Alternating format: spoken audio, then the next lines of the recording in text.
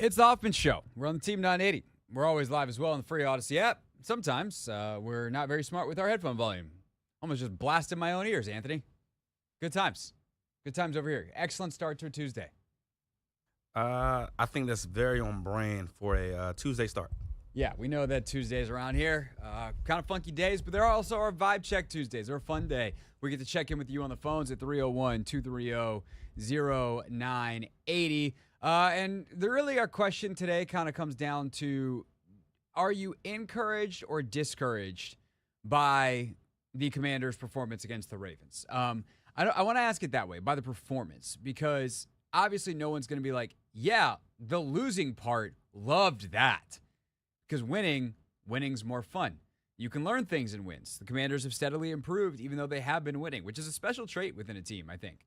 But obviously, you can also learn stuff from a loss, and it can be something that propels this team forward in a good way. But I think overall, the performance is the thing that I think people are going to react to and kind of hold moving forward. And it actually sets up a really interesting game, obviously, this weekend where you should beat Carolina because you're just better than them. And that's a position this team hasn't been in a lot franchise-wise. This year, they've now, I think, entered the Arizona game probably going like, hey, that we might be a better team than them. Cleveland, well, their defense was really good, just how bad they were offensively. But I don't think nationally that was the perspective. This is the first time this team's going to be favored by a big number. I think the number is like 7.5 that they're favored by this weekend. And if they go back out and, put up another high 20s, low 30s kind of game, and it's like, oh, wow, this offense is every bit that we thought it was. If they struggle, if they, for whatever reason, look unprepared, not mentally in it, then it's like, okay, well, did Baltimore break them and we're back a different way? I do not think that's going to happen, but we've seen weirder stuff happen, certainly in the NFL. And in a year where there's a lot of bad football teams, this is going to be interesting. A couple of notes real quick. I think, well, one's kind of quasi programming note. One is a bigger programming note outside of us. This week, games on CBS again, and it's getting their number 2 crew. Nance and Romo are on whatever CBS's game of the week is. But Ian Eagle, Charles Davis, and Evan Washburn are calling this game. And one, that's great for all of you watching on TV because you get a great call. I'm actually somewhat jealous that I'm going to this game because listening to Ian and Charles call a game and what Evan adds as a sideline reporter is really fun. I also happen to be personally friends with all those guys, so it'll be nice to get to see them in person. And accordingly, we've already got Evan lined up for Friday. Anthony, I don't know if you saw that on the spreadsheet, but Evan Washburn, Friday, 5 o'clock. So after they finish their production meetings and talk to everybody, Evan's gonna call us on his ride back to their. I don't know. Evan's Baltimore guy, so maybe he just goes and stays at home sleeps in his own bed. Maybe he's on the road here in DC, wherever they're staying. CBS puts their guys up. But point is, Evan on the show on Friday, and then of course the big news earlier today that Washington is going to be the featured game of the week as they take on the Bears. You have the number 1 versus the number 2 pick. Coming up in a couple of weeks at Northwest Stadium, and that game is going to be the 4:25 national game on CBS. So you probably get the Nance Romo treatment there. So very, very different set of circumstances all of a sudden for this team in 3-4 weeks with the way Jayden's playing, Anthony. That you're in the national spotlight firmly in the national spotlight. The fact that the Carolina Panthers are having the number 2 CBS crew means that the other team is really, really interesting. Because it ain't because Carolina's there. I'm actually surprised that they didn't put there's so many great broadcasters. I'm not gonna single anybody out, but they do it based off how big they think the game is. And they sent Ian and Charles to this one. So then Nance Romo, 4:25 game of the week against the Bears. Things have changed. It's October 15th in year 1 of the rebuild. Things are different now. Things are definitely different. As a Commanders fan myself, I would say I'm super encouraged by what was seen on Sunday against the Ravens. I feel as though had that been another quarterback, and we've seen this, when we play the Bills, a couple of times, those quote unquote being measuring stick games. We played the Ravens, we played the Bears. Haven't exactly measured up. No. And I think that you can attribute a lot of that to Jayden. We didn't have the run game going, we didn't have the defense going, and we were still able to, be in that game. And, his teammates have praised him, with Jayden. They believe like we really legitimately have a chance in any game just because of how good of a quarterback is. And I think that just speaks volumes to where we are as a franchise because, again, these games we've seen, if we had a different quarterback back there, we would have lost by 40. No question. Yeah. And it's just different, We lose by one score. I think it's encouraging, but it also just tells us, we got a little ways to go. We're not too far off. We got to figure out the defense, figure out the rushing attack, and, be ready for those kinds of moments. Yeah, I mean, what's funny is there have been quarterbacks here the past couple of years, namely Sam last year, Howell, and Heineke before that, where I really think guys in the locker room were like, we got a chance. But, like, what % chance? Like, there was a gunslinger nature to those guys and a competitiveness that those guys had that did rally the locker room. I think Sam lost it toward the end of last year because I think everyone eventually was like, this dude is outmatched. And also, there was so little belief in the system and how he was being used that it had much more to do with EB and a lot of other stuff than it did Sam himself. But I think it's different now because, one, there's the competitiveness and the leadership and all that kind of stuff that those other guys had certain parts of. Jayden has a much more complete package on that stuff. And then you obviously get to the talent part of it, but then you get to the talent part of it and you go, oh, this is what it's like to have a quarterback who can kill you from the pocket and with his legs and gets you in the right plays all the time. And you can rely upon to actually get the ball to your best players and.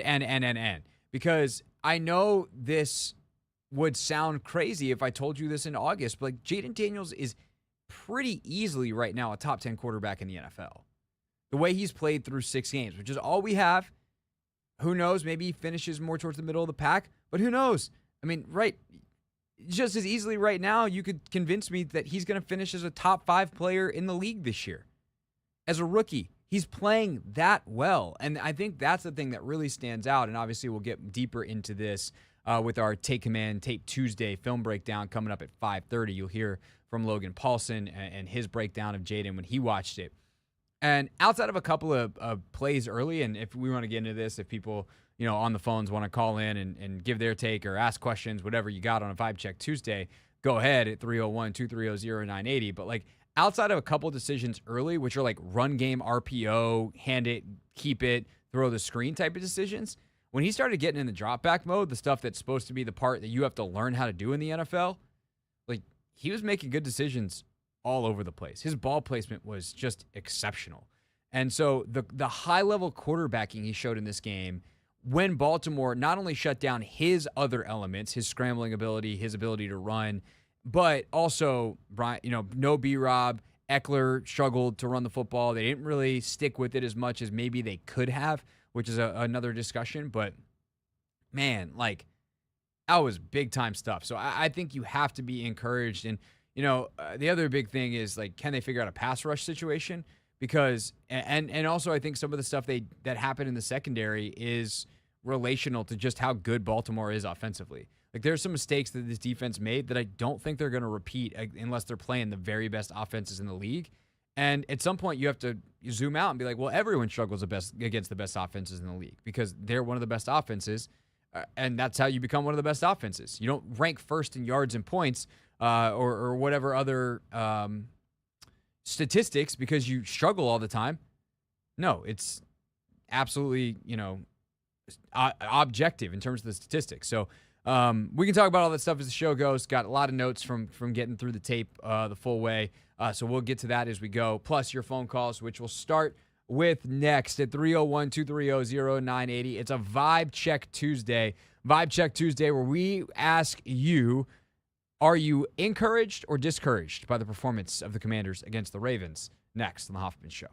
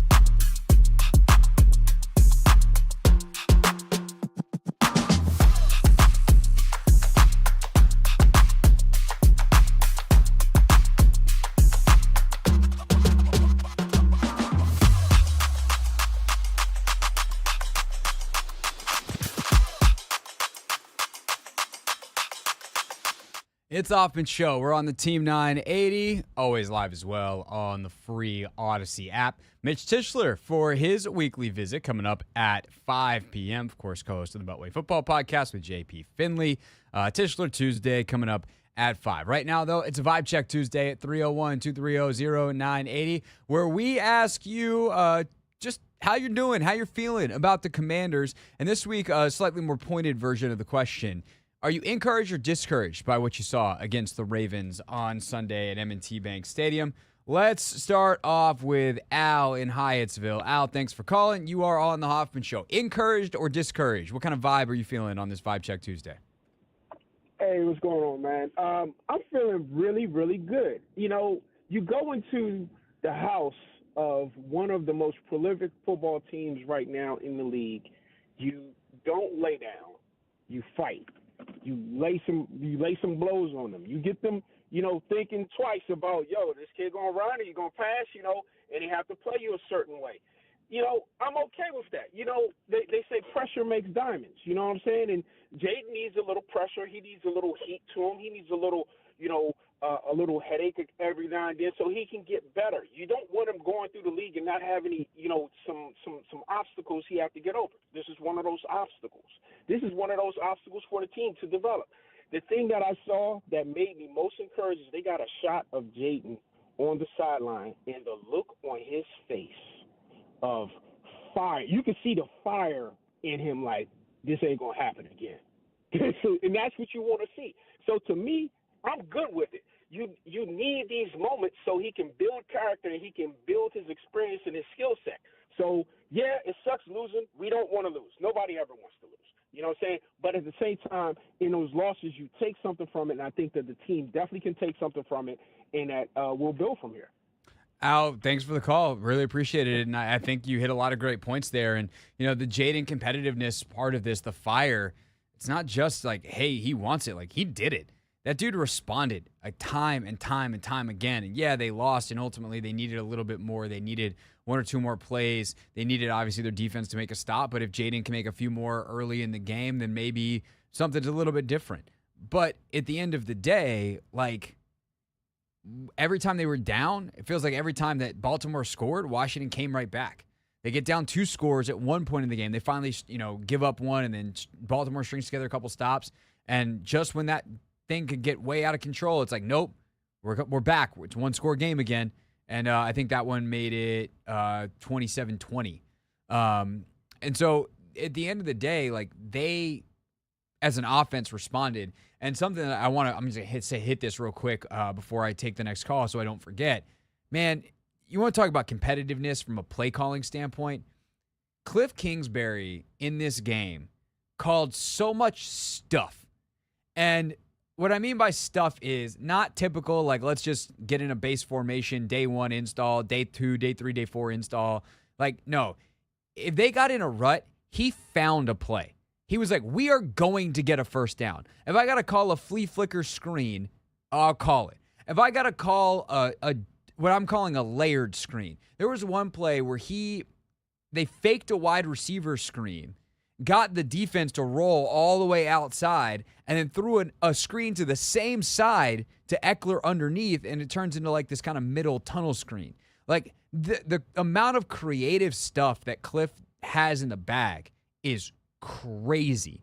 And the fact that they're willing to deploy it and they have that much in week over week, it just prevents you from getting in these gigantic ruts where you can't move the football drive after drive after drive after drive. And it makes it so that you don't have to just rely on, like, okay, well, we can't move it passing, let's run it. We can't move it, run it, let's pass. It's like, let's be creative. And the competitiveness that Cliff shows as a play caller, like, I have no doubt that's a huge reason why Dan hired him. And I actually hope it's something that, Dan gets asked about, because I think it is on display in this game in a way that you can't even display it if you're not in a situation where you feel a little bit of desperation. And it's not desperation, it's meeting the moment of what you need to get your team to going. And Cliff did an outstanding job in this game of that. Even if there's some other qualms I have with maybe giving McNichols a few more carries, whatever, that maybe in hindsight he would go like, yeah, maybe should have done that here or there. Wasn't perfect, but man, that competitiveness will get you a long way. Let's go to Ray and Frederick. Ray, thanks for calling. You are on the Hoffman Show. Hi, thank you, Greg. Thanks for the call. I just want to ask, of course, it's very encouraging. For you as the media and everybody else, when you saw Jayden do what he did, behind the scenes in August, did you think that he would be where he is at this moment? It's a great question. And Ray, the answer is no, because he wasn't here yet. And what I mean by that is his growth week over week has been so tremendous. And I think you saw some glimpses of that in training camp, but that's what training camp is for. You expect guys to grow, even maybe rapidly in training camp, because in part, sometimes they'll engineer certain situations. And sometimes it's really hard to judge because you don't go back and watch the tape. Like, it's all, what can I notice in the moment? And, drills are designed certain ways to give offenses or defenses advantages, and we don't always know that's happening and all this stuff. For him to just start playing NFL games and get better week after week, and every single thing that anybody out there is like, well, I want to see this. I wish that he would do more of that. For him to do that stuff, not in a way that he's like hearing the criticism and responding, but because the questions or criticism, whatever word you want to use, is valid, and he's just getting that much better. It's unprecedented, frankly, in NFL history, as far as I know, and as far as anybody that I've talked to about such things. No one can ever remember anything like this. So that's the long answer. The short answer, Ray, is no. Did not expect this, even though I thought Jayden was going to be pretty good as a rookie. And then the other thing is, with that being said, if there's a chance this year, do you think Adam Peters will do something drastic, or it's like, no, I got to wait and see? Because, I think he has something, or, the Commanders have something right now, and if they can do something, before the trade deadline, I think they should do it. Do you think, is that something you see the front office can do or should do? Or Yeah, no, Ray, it's a great question. I appreciate you calling and asking. It's something that I've thought about a lot, especially today as these trades have gone on around the NFL, with Buffalo acquiring Amari Cooper, Devontae Adams going to New York. And I don't think either of those guys are necessarily the right guy for here. But I do think that Adam Peters has to seriously look at this and be like, okay, well, if we were on the fence based off our competitiveness on a certain deal, maybe we push our chips in a little bit sooner. And maybe it changes the timeline too. Like, if you were thinking about being maximally competitive in year 3, like, why wouldn't you be ready to go next year? And they've also got a feel of where Jayden is in a way that's even deeper than all of us watching understand. They're with him every day. They know what landmines might exist out in front. And I think because of that, like, they might still stay. Like, I would still be fairly patient. I'm not going to be ultra aggressive. I'm not going all in for this year. But I do think if you can make a move that makes sense for now and later, you do it. And I think that's the difference, right? Is like, before, you don't really care as much about the now. And if like something crazy came up where you can get a young player for later, okay. But that also gives up draft capital, and that's probably not something you want to do. But I'm just going to use T. Higgins. I know a lot of folks would rather, or J.C. Horn, the corner for the Panthers, who they'll obviously see this weekend. Pick a defense. If Max Crosby or Myles Garrett is Cleveland and Vegas, or maybe potentially fire sailing players, if those guys become available, okay. But the thing is with Higgins, like, he's still relatively young. He wants a new contract. And if you can make a trade for him and say the extra third-round pick that you got for Jahan Dotson is the return, and you can agree with T. Higgins on a deal that you like moving forward, I would do it. Because you're hoping to get with one of your picks next year someone who is a T. Higgins type of player. And we know T. Higgins is good right now. I think he'd be a great fit in what they want to do. I think he's super competitive, bigger body, and I think that would be great. If obviously you have the chance to get Myles Garrett, like, that's a totally different conversation, because now we're talking about major draft capital. Myles Garrett is not getting traded for a third rounder. Like, you're talking at least a first, and that's a different conversation. Max Crosby might be more gettable. And maybe that is something, because Crosby, you want to talk about a dude that has a never-stop motor. Like, Max Crosby could be someone that they're potentially interested in and fills a need. And some of those guys that are a little bit older, maybe you do bring in if you think they're the right fit for the room, the right fit for the team, and you don't have to commit money to them long-term so it doesn't mess with your cap, or you are willing to commit some money to them long-term because you have the room because your quarterback's on a rookie contract. And that opens up a world of possibilities for you moving forward to spend money a little bit extra in places that normally you can't, because you know you don't have to pay Jayden Daniels until 4 years from now when presumably the way things are going, he'll be the highest paid quarterback in football, and you'll have to think about building your roster completely differently. But for now, yeah, I think you consider, you don't go super hunting, you don't get into bidding wars, you don't do anything crazy. But if you find something that works for now and sets you up for success multiple years from now, I would certainly explore those possibilities. 301-230-0980. 301-230-0980 is the phone number on a Vibe Check Tuesday. Were you encouraged or discouraged by what you saw at M&T Bank Stadium as the Commanders lost 30-23, but put on what many are calling, as I look over at the phones right now and think about the calls we've already taken, an encouraging performance? 301-230-0980. More of your calls next.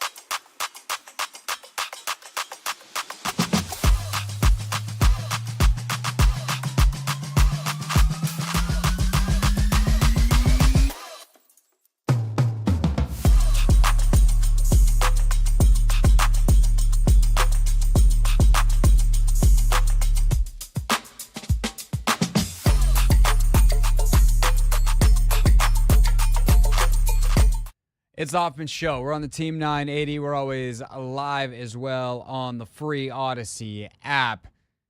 You can hit us up at 301-230-0980, 301-230-0980. It's a Vibe Check Tuesday, and we want to know, are you encouraged or discouraged by what you saw for the Commanders against the Ravens? Let's go to AP. AP, thanks for calling. You are on the Hoffman Show. Encouraged, discouraged? Hey, what's going on, Hoffman? What's up, bro?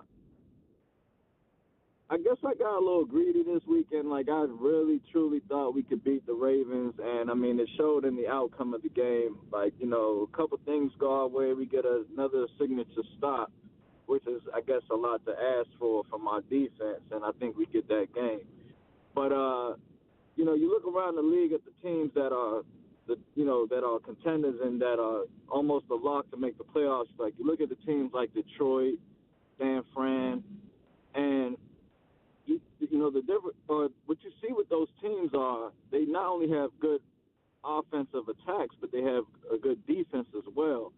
And I still think for us to make a true run, like, I don't want to just get a participation trophy. If we're going to make a run, I want to make a run. You know, as a fan, when we start talking about sacrificing draft capital or, you know, draft picks per se, you know, in the earlier rounds, because I feel like we have a quarterback that could take us deep in the playoffs, but we need a defense that can complement his performance.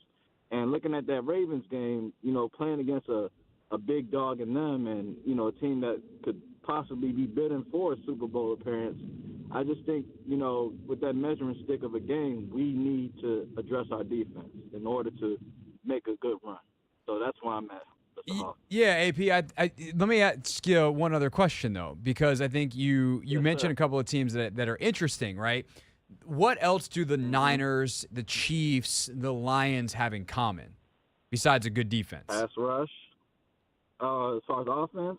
I was in general. It's not offense or defense. There's a specific thing I'm looking for here. That they have in common? Yeah. They've been together for a while. And I think, like, for me... And they have a good organization or front office. 100%. Some of the best in football. Obviously, Adam Peters comes out of that San Francisco organization. Detroit is sending people all over, including Brendan Sosna, and I think there's Lance Newmark, obviously their assistant GM. Like, those guys come here from Detroit. You know, Kansas City's been together, Veach and Andy Reid forever. And a lot of the players, the key cores of those teams have been together now for multiple years. And I think that's the thing that's, like, encouraging in the long term about Washington is they're starting to build the Jayden Daniels, Mike Sainristil, Johnny Newton, Terry McLaurin to an extent, core of players here that is already way ahead of schedule. And obviously they're going to need to add to it, and they're going to have to get those things right. But I think that makes it very interesting when you talk about the thing that you were just talking about. And that's why I appreciate you bringing it up is like, okay, well, if they want to draft the young core that's going to be together, that's their version of Jared Goff and Amon-Ra St. Brown or Christian McCaffrey. I guess McCaffrey was traded for, but, you know, Brock Purdy, Debo, all these guys at these various spots, obviously Mahomes, Kelsey, etc.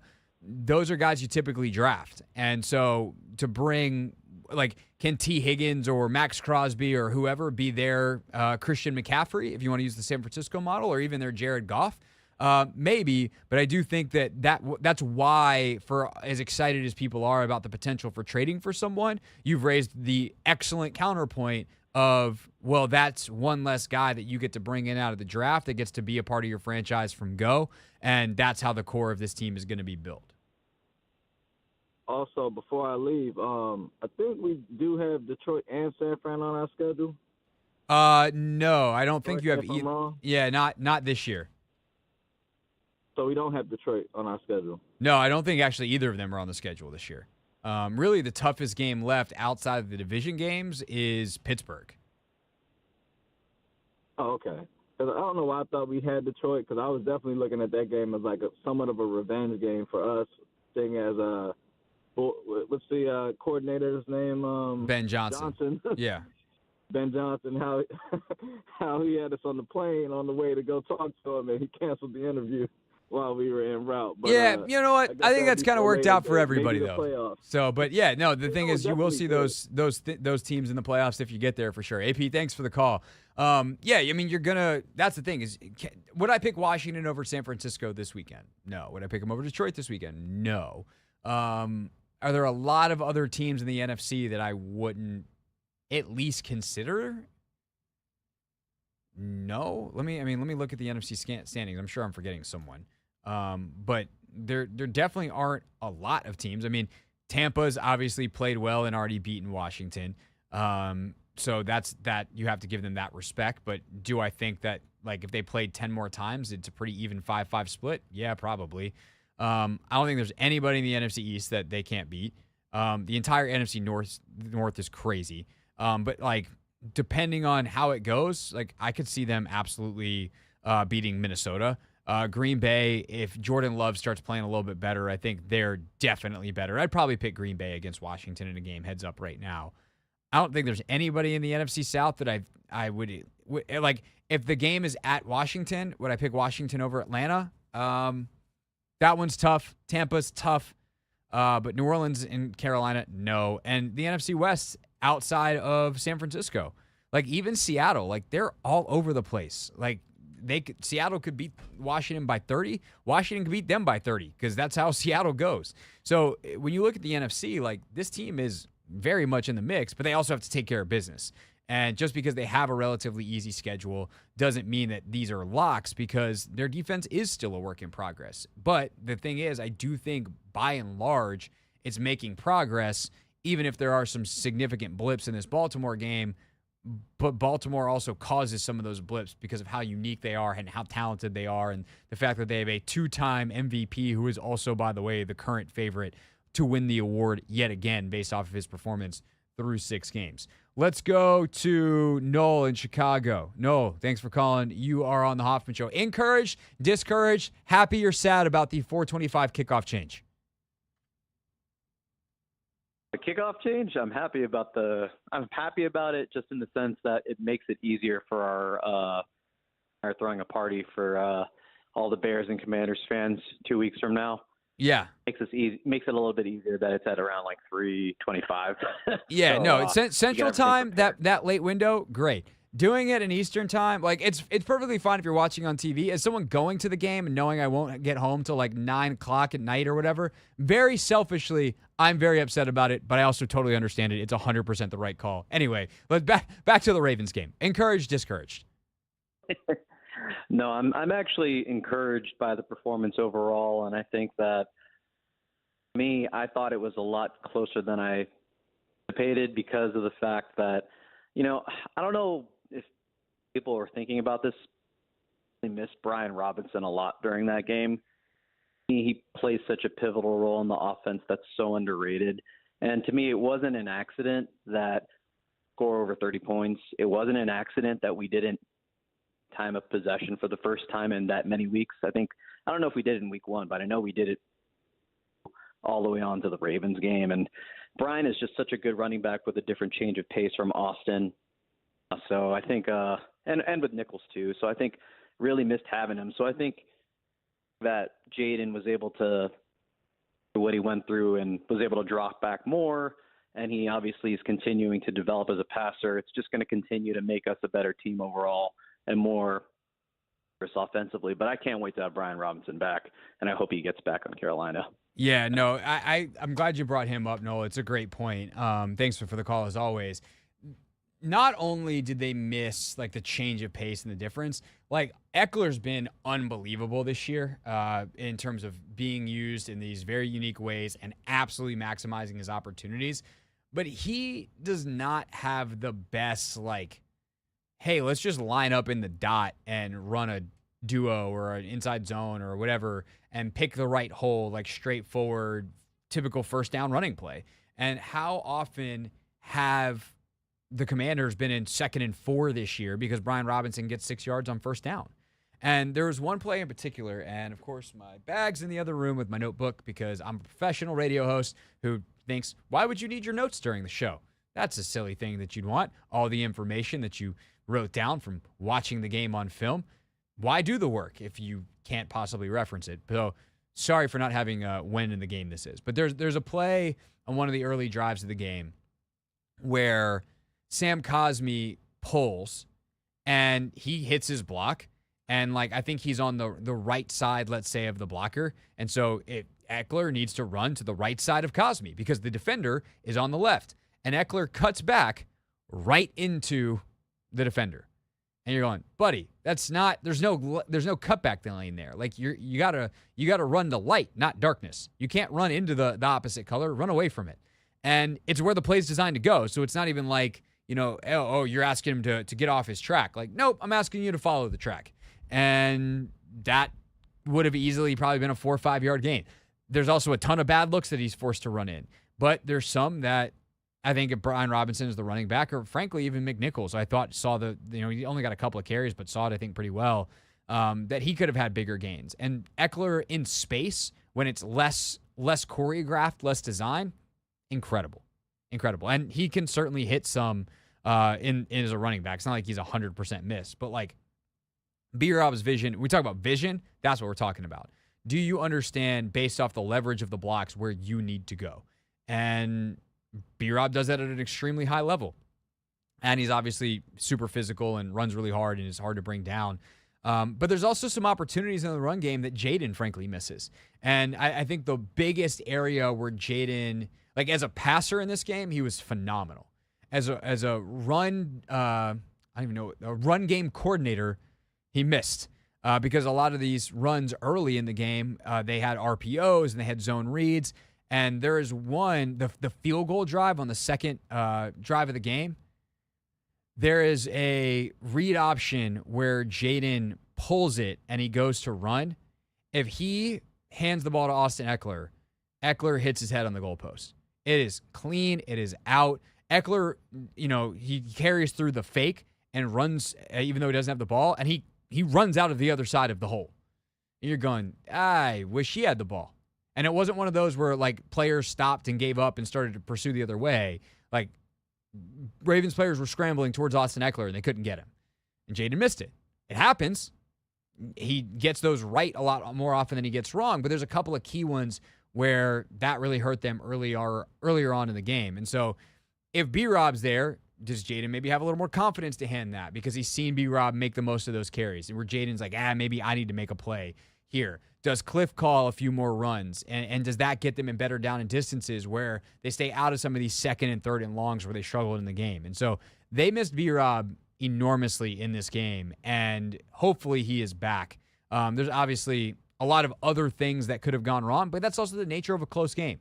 You could call up and give me any one of about 7 things that you thought was the difference in the game, and if that thing goes the way you wanted it to, you'd be right.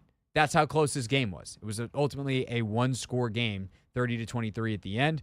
But the question is, next time, can the Commanders make those plays? Because there's a lot of games in the NFL that are like this, where it's just, if we just made a couple more plays. And I think, frankly, previous coaches here convinced themselves that they were so close or even good because, if we could just make a couple more plays, and we can do that. Like, no, you can't. I think this team can, and that is a big freaking deal. 301-230-0980 is the phone number. More of your calls on a Vibe Check Tuesday before we check in with Mitch Tischler next.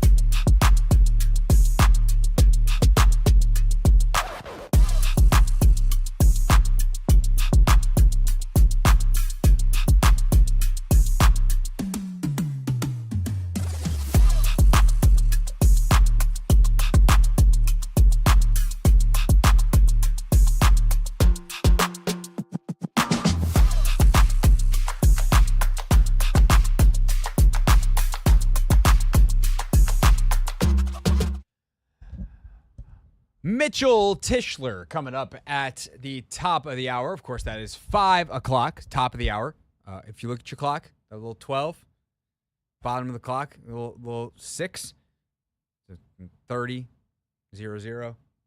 Now, that's Anthony. Every time I slip up and say top and bottom of the hour, I feel like I need to explain it because my boss said that, or our boss said that nobody says that anymore. Yeah. And Stop saying top and bottom of the hour. Mm-hmm. I'm mostly good about it, but sometimes I slip up. But I feel if I educate folks, then nobody's left behind. That's fair.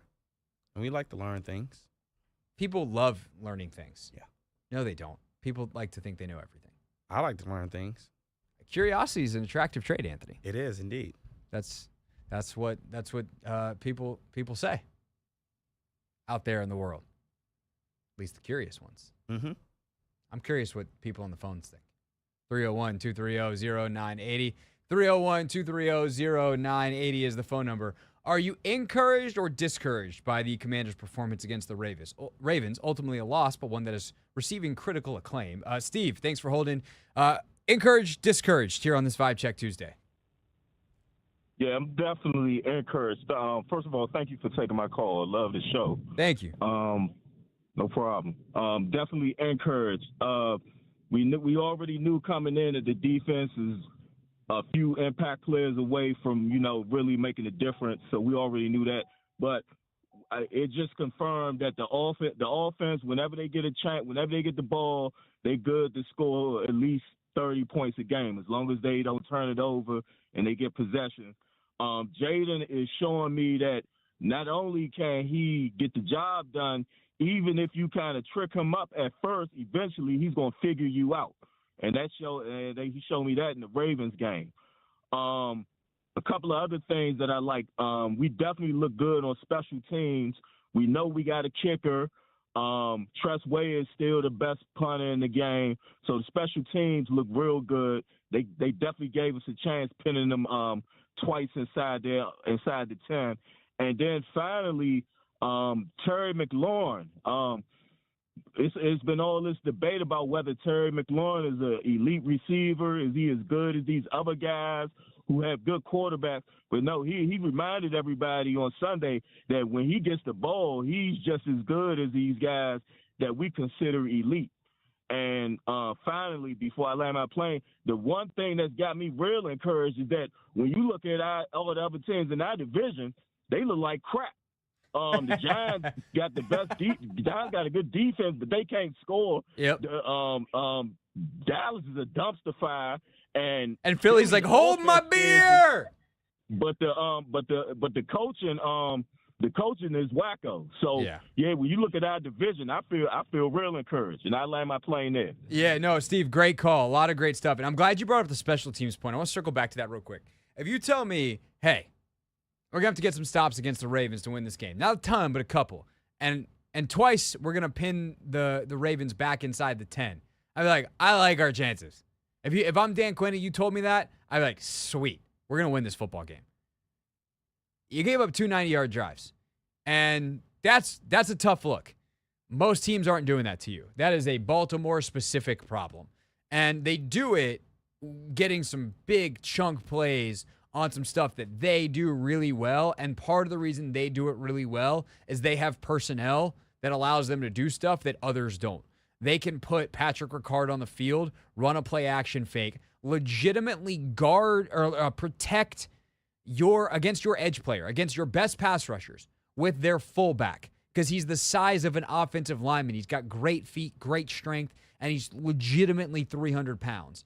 And by the way, that run fake, you got to sell out, because if they give the ball to Derrick Henry and you don't sell out, well, now you're giving up a huge chunk run. And they gave up a couple of those. Okay, well, now we're going to sync up and we're going to go greet that fullback in the hole. Oh, crap. Now we've left a ton of space behind and the pocket's moving, so it's hard to get your pass rush. And because Patrick Ricard can pass protect against the defensive end one-on-one, you got double teams inside on Allen and Payne, so they're nullified. And you're rolling the pocket away from the other edge. Good luck.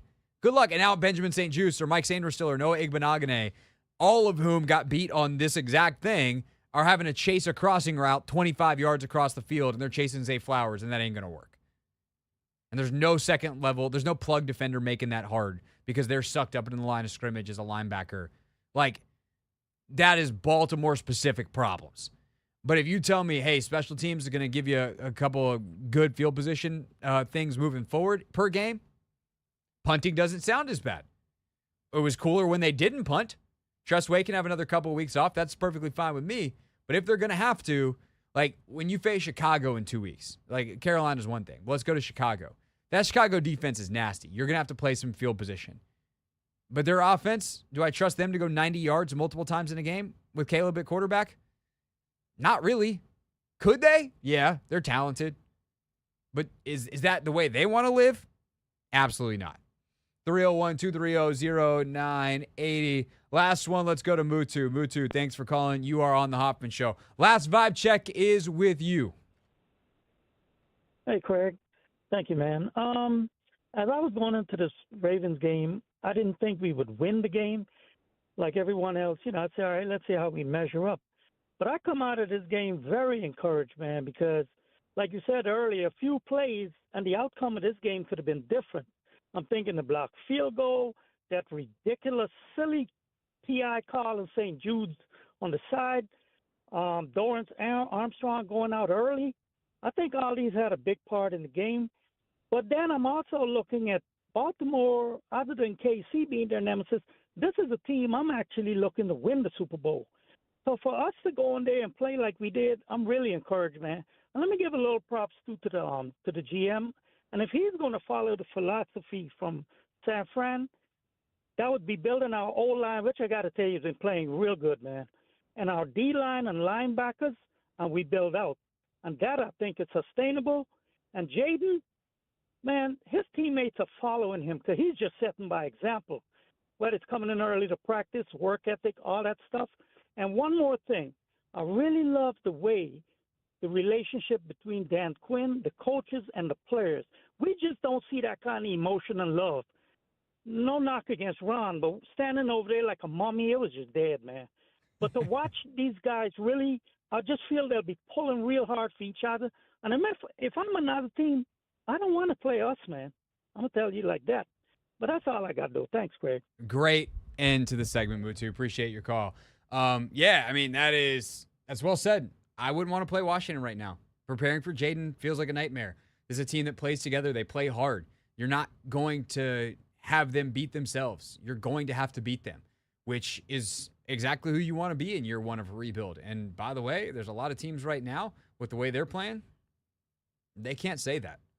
The fact that they've gotten this early is really magical, and it starts with number 5, but it does. I mean, it really starts in a way with Josh Harris. Then goes to Adam Peters, down to Dan Quinn, to the coordinators, to the position coaches. But on the field, it starts with 5. And that's really special for a rookie. And I hope that even no matter how the rest of the season goes, we should enjoy what we see with him. And hopefully we get to enjoy it for the better part of a decade or 2 decades to come. It's the Hoffman Show. We're on the Team 980. We're always live as well on the free Odyssey app. When we get back, Mitch Tischler joins us on a Tischler Tuesday. Then at 5:30, how did Jayden play? Inside the tape, take command, Tape Tuesday, coming up here in just 33 minutes on the Hoffman Show.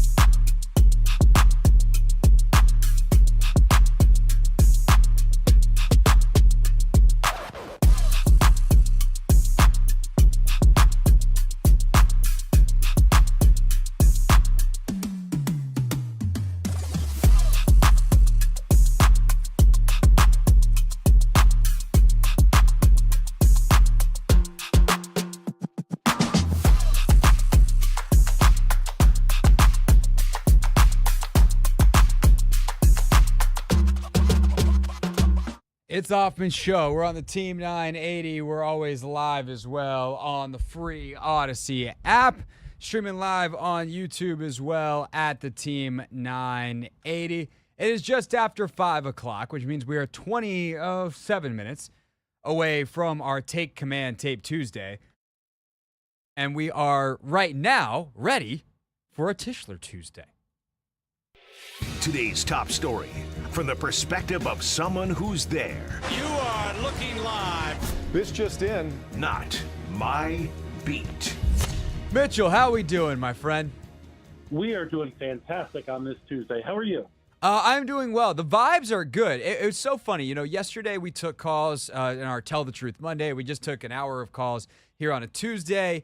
And yesterday we had people calling and apologizing for what they said about Adam Peters and some of the moves made in the offseason. And then we just took, 10, 11 calls over the last hour, and 90% of them were I was super encouraged, and the one that wasn't was I'm kind of encouraged. Nobody discouraged. Does everyone realize that they lost? Not saying that I actually disagree. It's just, do you ever thought you'd see the day that the Washington fan base would be this ecstatic with kind of how things are going, that a 30-23 loss to the Ravens is like, no, we're good? I am so proud of the fan base for recognizing that. It's been great to see this kind of turn amongst the fans and not needing to win every single game and pounding the table for losses and wanting to fire people. And I think you see that turn in the Commanders' locker room, because post-game, the guys were kind of angry. They thought they had a chance to win, and they didn't. And in years past, we would have seen a team that was just happy to compete, and, they would have been in the locker room and be like, hey, we were pretty close with them, and, stinks that we lost or whatever. So I think, this culture change that this team has been trying to do for the last 5 years or whatever, 6 years, I think, is finally taking place, and you're starting to see it amongst the fan base too. It's incredible to watch.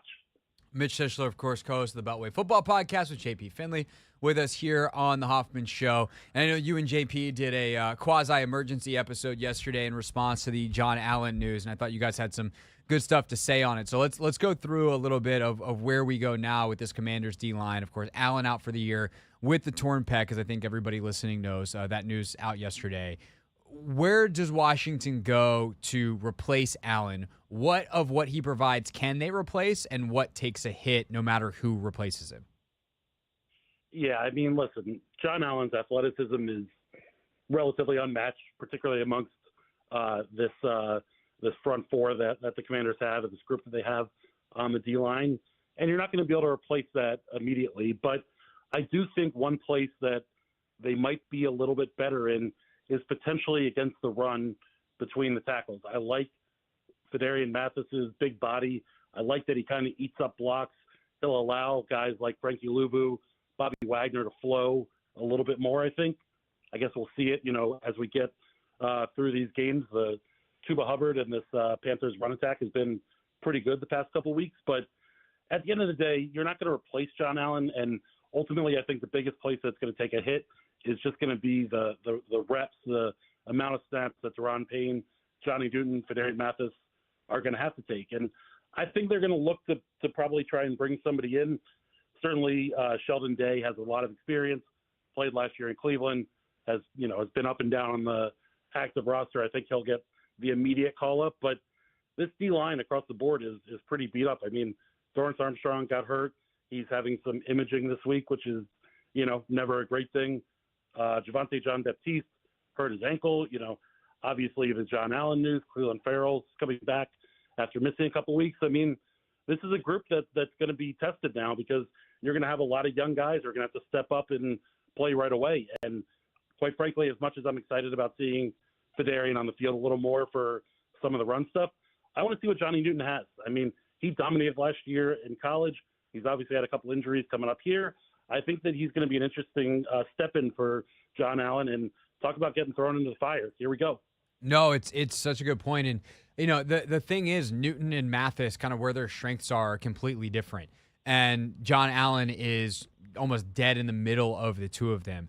Phil's ability to just stand up a blocker, chin a guard, just stop movement, and be in the way is great because you need that.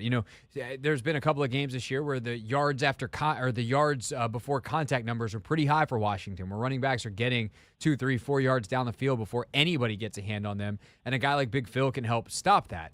But there's also some plays that you see it on Sunday before John goes out that balls get into the perimeter and John Allen's able to stalk it down. That kind of mobility is not something Fedarian Mathis has. It is what Johnny Newton has, but he's one of the guys who's getting knocked back 4 or 5 yards. So I'm very curious to see what the rotation looks like and who they match with, because I think part of what's worked for them, to the extent that anything's worked, is the Newton-Mathis combo thus is good. You have one of the big guys and one of the smaller guys, and that's been able to work. Now, how do each of those guys pair with Payne? And then whoever's not with Duran, like, what do you match with that? And whether that's Ndubuisi, their international pathway player guy who gets called up, whether it's Day, whether it's someone they bring in. I'm curious kind of how they try to fill all of the gaps, because the two pairings they had I thought were very well matched.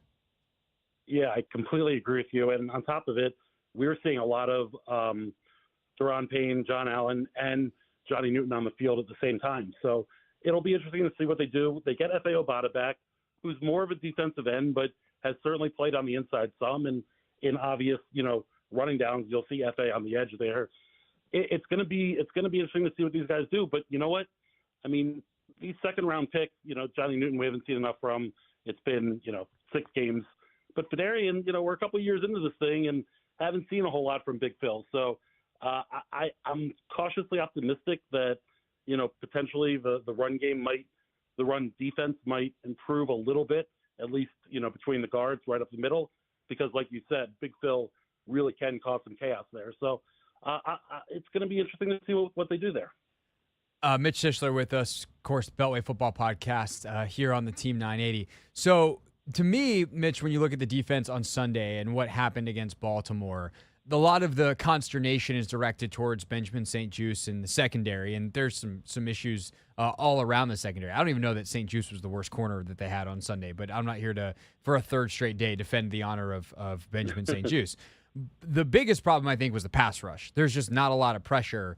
How much of that do you think is a long-term problem, and how much of that was a Baltimore is very well equipped to not allow pressure problem? I think that was by design almost. They haven't gotten a lot of pressure this year, period, so it's hard to really stand up here and say by design, but I think they really wanted to try and keep Lamar in the pocket, and by keeping him in the pocket, you can't have guys rushing up, around the outside of the tackles. You're kind of trying to hem him in while also getting pressure. With the John Allen injury, like, we know what kind of player John can be, and we've certainly seen it over the 6 years that he's been here, but he hasn't had a great season, and I don't want to, kick a guy when he's down, but I don't know that the pass rush is going to, be hurt that much by John Allen not being there, because neither he or Duran have particularly done a good job of getting to the quarterback, at least since week 1 when Duran had the 5 pressures, I believe. But I think that, the Dorrance injury, the Cleveland Farrell coming back, Dante Fowler's done a good job the past couple of weeks of getting there. I think when you look at this as a whole, this isn't a group that you expect is going to have, multi-double-digit sack players on it. So it's going to be a war of attrition here. And as we talk about all these injuries, Jamin Davis is sitting there, being inactive the past couple of weeks. I think that, if these injuries are what we think they are, Jamin might have an opportunity to play, and maybe his speed can get around the edge and surprise some people. Yeah, I mean, he certainly should be back on the field with what they're going to need, assuming that either Jean-Baptiste or Armstrong is out, but we'll see. Hopefully they're not. I mean, the thing is, I think about Armstrong and Allen both, they were starting to really come on the last couple of weeks. I thought they played significantly better, and so to see them both go out in this Baltimore game hurts. I also just, the Baltimore game highlights, I think, where Allen might be missed moving forward is Baltimore, because Patrick Ricard is such a unique piece and he can block a defensive end on his own. There's some of these play action shots and some of these longer developing plays where they're able to double team Allen and Payne and trust Ricard on an edge and, chip help on, let's say, on the other edge. And most teams can't do that. They don't have a fullback who can block a defensive end. And now if you don't have to double not Duran Payne, right, whether that's Newton or Phil, that becomes a lot easier to pass protect. And so this is where I think Johnny Newton has a huge chance to be impactful is, hey, Deron Payne's going to get double teamed. He's definitely the best player on that line right now. So if you get the one-on-ones, like you gotta handle your business. Otherwise, this secondary is going to be left out to dry, and you're going to see a lot more big explosive plays like you saw on Sunday. That's I think where you miss Allen is he's still respected, and part of the reason his sack numbers I don't think are as good is because he does get a lot of attention still.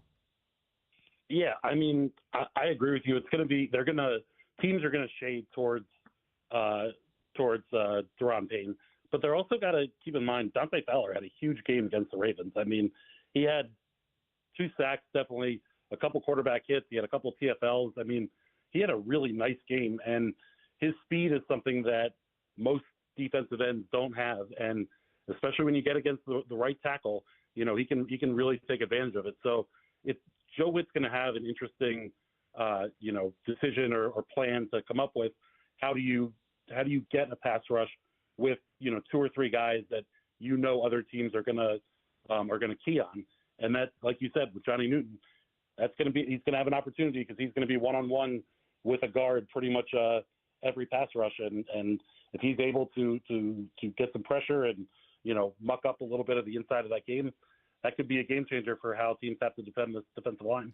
Yeah, for sure. I do. I don't disagree with you that Dante Fowler had a really good game, and obviously one of his sacks was just a monster move. The other sack, he did get pancaked on the play, which is, I don't know how many times in NFL history a player has been pancaked and gotten a sack on the same play, but he got pancaked. Lamar ran around long enough for him to get up, and then he finished the sack, which great tenacity. Like it's ultimately a compliment to the competitiveness and the finish.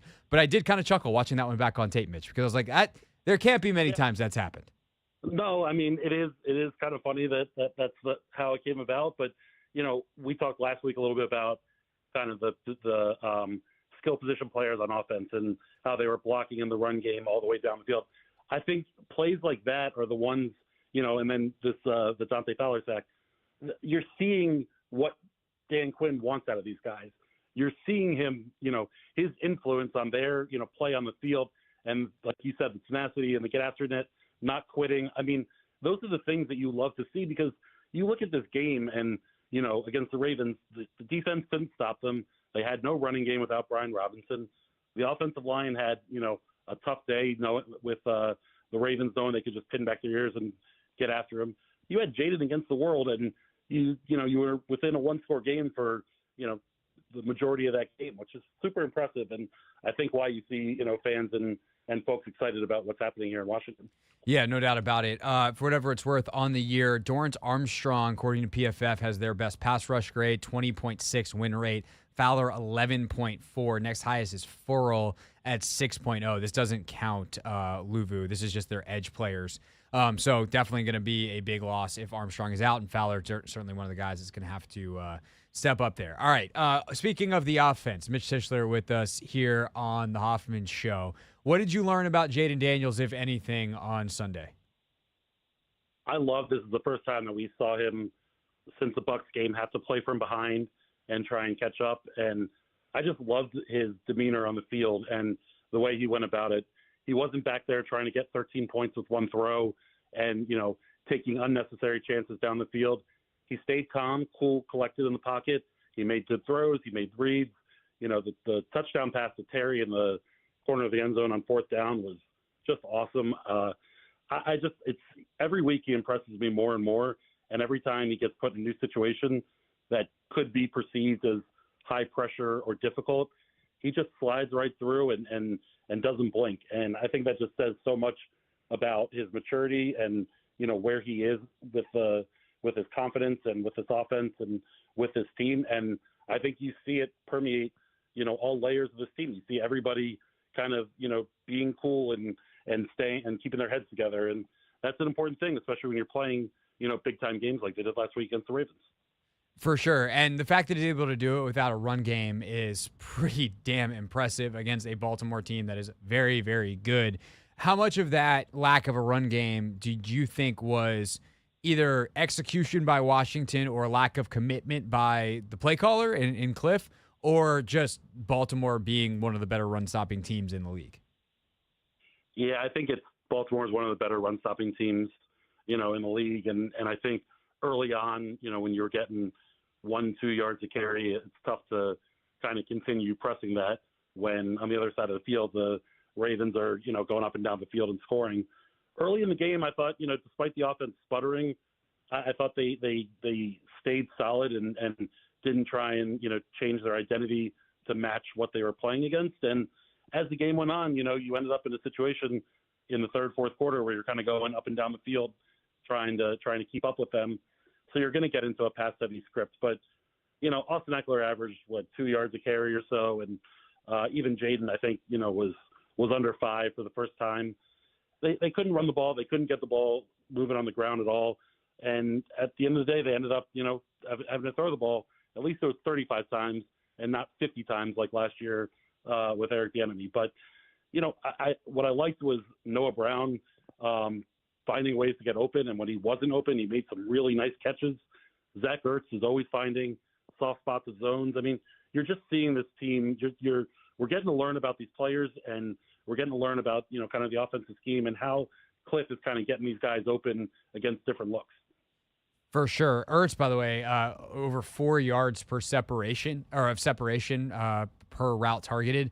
Terry was 1.64, and both of them had great games in their own way, which just shows you a quarterback that trusts their guy or his guys and knows when to hit them. All right, last question for you, Mitch. And this one, admittedly, maybe a little sports talk radio-y, but hey, we are a sports talk radio show. Oh, boy. So here's my question. But I actually don't think it's terrible. Otherwise, I wouldn't ask it. Sometimes I will ask it as I laugh through the question. This is a somewhat serious one. Is this weekend's game against Carolina actually more important in terms of what we think about this team moving forward than the Baltimore game? It's funny you say that. I in our post-game live show, I talked about this on our pod today with John Allen. I talked about it a little bit. We've seen burgundy and gold teams over the years, manure the bed, if you will, when in situations like this, after playing a good team, come back home, expected to win, and just, don't come out and play hard. And I think, we talked about the sack from Dante Fowler and, that effort play. I think that's what Dan Quinn has instilled in these guys. I don't think they're going to show up and not be ready to go against a Panthers team that is much better offensively since they made the change at quarterback. But I think that, if you wanted to call last week a litmus test for, where this team was, fine. I think this week might be even more of it because you got to know where you stand. And good teams put their foot on the throat of bad teams early on in games, put them away, don't give them a hope. And that's something that I expect Washington's going to do on Sunday. It's going to be an awesome atmosphere, 4:00 game, all the Darryl Green festivities. It's going to be great, and I expect Jayden to come out and have a big-time game against a defense that hasn't really proven to be able to stop anybody lately. I totally agree with you. I actually don't think I would have asked the question if I didn't at least partially, if not wholeheartedly, think that it's true, which is to say that if they go out and lay an egg, like, okay, why? Did they get a little too cocky? Did they start believing their own hype? Because, we were talking about this earlier. This is such a media nerd thing, but, like, Ian and Charles are calling this game. Like, that's the number 2 CBS crew, and it ain't because the Panthers are here. And then you got Nance and Romo again, and now this 425 game probably in 2 weeks. And it tells you kind of what the national media feels about it and the decision makers at the networks feel about it, that Jayden and this team are so box office that they're like, we got to send our best. We got to make sure we get eyeballs on this thing. And so if you go out against Carolina with all the eyeballs and you're a 7.5 point favorite, like all that kind of stuff, and you don't play up to your level, that tells me there's a little bit of a crack that and even if that happens, Mitch, I don't think they can't fix it, which is also, I think, speaks very well to this team. But I don't think it's going to happen in the first place. And the fact that we who have covered this football team for a long time in this town and seen a lot of teams that were like, oh, here comes the fall. The fact that we don't see it, I think, is probably a good thing moving forward, or fodder for Cold Takes Exposed next week. Exactly. I think this is, I agree with you that if they don't play well, it is fixable. But at the same time, I will be very disappointed in, the prep and the coaching staff and the players, and would probably change my outlook on what I think of the season if they do come out and lay an egg. I think that, it's important to assert your dominance when you can, and this is an opportunity for Jayden and this Commanders team to do so. No doubt. And, what you can't fix is the L. And they've built themselves a nice cushion here in the standings, and this is an opportunity to add one to the win column, and you don't get those back even if you can learn the lessons, if you will, after. For more lessons, including that if you finish a podcast, you get a beer, listen to the Beltway Football Show. Let Beltway Football Podcast, search for it with, of course, Mitch and JP Finley, anywhere you get your pods, and the Monumental Sports app. Mitchell, always a pleasure, sir. See you on Sunday, and talk to you back on the radio here next week. I'm looking forward to it. All right, it's Mitch Tischler, everybody, with us here on the Hoffman Show. Coming up next, Take Command, Tape Tuesday. How did Jayden Daniels play through the lens of Logan Paulson? The answer next.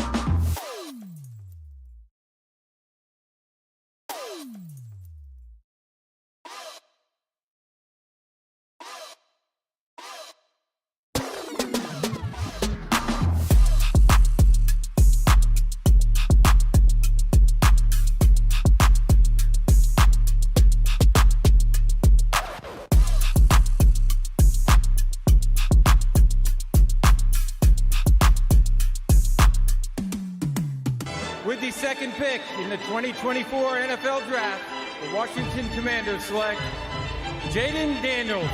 Jayden Daniels holds the keys to the Commanders' future. Daniels is going to walk it in for the touchdown. Take Command holds the keys to knowing how he played. In the big moment when you needed to make plays, he just consistently made plays. It's time for a Take Command Tape Tuesday. Jayden Daniels just lays it out there perfectly. What a throw. On the Hoffman Show. Jayden was definitely more leveraged in this game as the running game was not nearly as effective. Also, you're just leveraged as, hey, those guys over there wearing purple, really good. Lots of challenges, lots of guys that you got to be aware of. The Roquan Smiths, the Kyle Hamiltons, Marlon Humphreys. You got dudes that got all kinds of awards over on that side of the football. Ultimately, Logan, how do you think he played in what might have been his most difficult game as a pro? Hey, I mean, I think he did a great job. I think, if we're being nitpicky, I already mentioned kind of some of that run game stuff early, because in addition to the GT, which would have been a touchdown, they had a quarterback draw where he could have thrown the bubble to OZ or run the draw. And the draw, man, is so open, and a man of his rushing ability is going to score. Then obviously that's the first drive, so that's instead of 3, it's 7, whatever, and you can kind of nitpick that. But I think after that, kind of early, it was probably the first 2 drives, you're kind of like, oh, what's going on? But I think he settled in and just did an excellent job. And we talked about some of the stuff Cliff did to help him out with some of those kind of trick, kind of screen, explosive opportunities, which are great. But I thought he did a great job on the Terry touchdown of reading that out, throwing with great anticipation. I thought he maybe the best throw of the year for him to Zach Ertz on the 3rd and 10 in the red zone, where it's like a little pull concept. And Roquan Smith is like right in the throwing lane, but you throw that sucker with a kind of a, what is that, like a 3 o'clock arm angle to get around the pressure of the guard. And it was just just a tremendous throw over the middle of the field, seeing the middle of the field, great anticipation. And obviously the explosive plays down the field on the sail concepts, the deep crossers, sitting in the pocket. There's free runners sometimes. I just thought he showed a lot of maturity, as a passer. And I know we've seen that element of that, but I feel like he just took a next step. And there's always been kind of, he did a good job, but and in this game, it was kind of all on him. And I thought he just did an excellent job executing. And then the accuracy, the comeback to Noah Brown, where that ball is placed like right where Noah Brown can get a great catch by Noah Brown.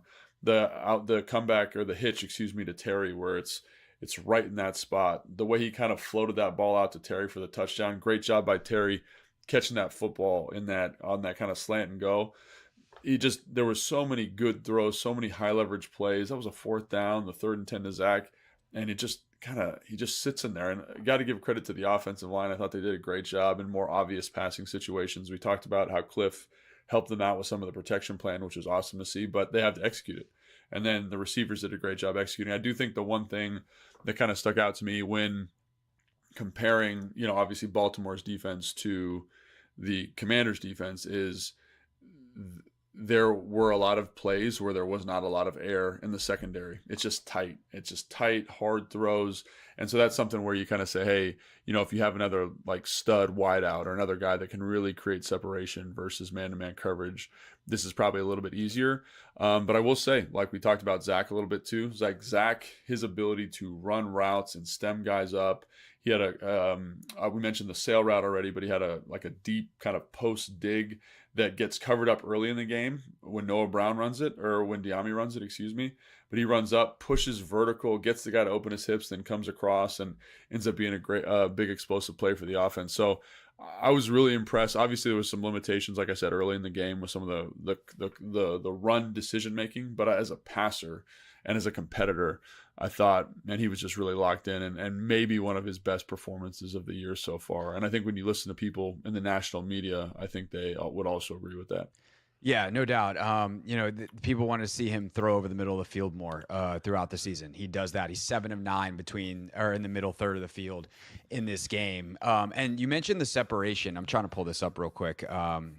Next Gen Stats Game Center is loading for me. But the separation for Terry was on average, I think it was 1.6 yards of separation. Yeah, that is tight. That is not necessarily great for Terry McLaurin. 1.64 is the number. And yet he was able to find him in key situations. And that's something that we've wished quarterbacks would do for years and say, like, look, Terry's a good contested catcher. So, like, throw him, and not just like 50-50 jump ball situations. Like, if you throw it a tight window on a hitch, he'll use his body, and he's a body catcher, and he'll shield off the defender, and he'll come down with it. And for years, it's like, just throw the ball to Terry. He'll make it happen. And Jayden does that. And for Terry, he had kind of a weird day in that he only had 6 catches for like 50 yards. Obviously, he's got 2 touchdowns, which are pretty impactful. But I would have sworn he had like 8 catches for $140 because that's the kind of impact that he had in the game. But then you got Zach, 4+ yards of separation. So good day for him on the old route running department. But he just finds ways, and hopefully these guys can continue to get better. But I think Jayden's decision-making was so good because there's even times where I'm like, that is the only option. That is the only answer for him in this thing. And then Baltimore does a good job of rallying and tackling. There's one play where like Kyle Hamilton comes scotch-free on a blitz, and he lofts it over to Austin Eckler. And some of the previous weeks, like that's become a 40-yard game because, guys, in a blitz situation, they don't have the bodies behind, and Eckler makes one guy miss, and all of a sudden he's out. Baltimore rallies and tackles for a gain of 2 yards, but it's the right decision by Jayden. And I think that ability to quickly decipher things and show off, I guess is a good way to put it, his processing speed just gives you so much hope for what he really is moving forward, that this hasn't been some kind of product of bad defenses making it easy on him. No, even against a great defense in Baltimore, he is making excellent decisions, and then the accuracy, and I think his way to see the game, the combination of those two things, right? Like, I process not only where the ball needs to go from this receiver to that receiver, but like I can put it on the correct shoulder. I can put it down in a way. Like, he just has almost like a supernatural way of seeing the game to know exactly what's supposed to happen and the physical abilities to make it happen. And that is rare, special, and was on full display in this game. Again, even though they ultimately wound up with the loss. No, I agree. And I think, obviously he wasn't perfect. There was a couple times where I'm like, step into that throw, deliver the ball. But I think on the whole, we saw a really nice, development of him, and kind of maturity. And especially, again, in that first half was a little bit clunky at times. I think there was a check down to Ozzie where he kind of opens his hips and throws it, and it's a little bit fluttery and kind of short. He catches the ball, but you're like, that could have been a bigger gain if you get the ball out there. But those plays are going to happen. Those plays are going to happen. Right. But I think it's the other stuff, the high level stuff that we've seen that's really cool. And I was just thinking about it. I think it was their what was it? It was their third drive of the game where he throws that ball to Ozzie, and Ozzie, ends up dropping the football on 2nd and 10. But that's a first down. There's another example where good process, tight, and the tightness of the windows, I think, was the other thing that was impressive. It's just like he's kind of layering them. They're NFL throws, and I think that's something that that really stuck out to me, is just his ability to kind of say, hey, I can do this. I don't need to be running around. I don't need to be scrambling. I don't need to have the quarterback run stuff necessarily. And while that stuff's helpful, like, I thought this was a really good example of some of the higher level processing. And is there room for improvement? 100%. But I think this to me was the 6th game. I'd hope so. Yeah, this was a big step for me in terms of just watching the film and just being like, oh, this is big time stuff. One thing that I wanted to ask you about is, are there some kind of variations on route concepts you are familiar to that are bent to the talent of this team? What I mean by that is this. Romo talked a lot on the broadcast about certain situations, alignments, whatever it is. We're like, oh, expect the slant here, and then they throw a hitch. And Cliff talks a lot about players, not plays. And you see that in big situations. It's like, okay, let's get the ball to Terry here. Let's give Jayden the throw that he wants. And we know that he is very, very fond of throwing hitches and goes because he did it a ton in college. Like, he's very, very good at throwing them. We see some of the arm angles and some of the ball placement on those versus some of the slants, which have to come in traffic, and maybe they're not as easy to win for the wide receivers. But in the West Coast systems or some of the other systems around the league, or whatever Romo seemed to be familiar with, like, those concepts have slants, and instead Cliff just changes the isolated route to a go or to a hitch. Are you seeing some of that where Cliff is bending this offense to Jayden's skill set, and he's making Cliff, I won't say right, but like rewarding Cliff for those decisions? I don't know if I've seen any concepts where I've been like, oh, this is something that I've never seen before. You know, like the isolated hitch. Like, for example, like when I was with Kyle, Sean, you name your OC. Like, this is very common. You get 3-by-1 away, right? And it's a quick game concept. So, like, stick, lion, dragon, whatever you want to call over there to the left where the 3 receivers are. The backside player usually has an isolation hitch, and what would you call that is like a thunder. So if it's free access, you run a 5-yard stop. If it's press, you run an 8-yard stop. If it's cover 2, you get in the, you know what I'm saying? Like they want to kind of, or you signal that guy. And so I think like you've seen a little bit of that. Like Cliff does that more, right? He says, "Oh, I want to get away, give the quarterback a nice isolation read there." I think you see a lot of what I would call spin, so like double in.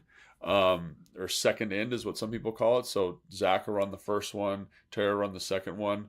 And I've been in a lot of offenses and we don't run as much spin as this team does because I think Jayden likes the matchup of Zach Ertz on that first spin and he's hit him a couple times on it. So you're going to call that more because he likes it, right? And he feels comfortable with it.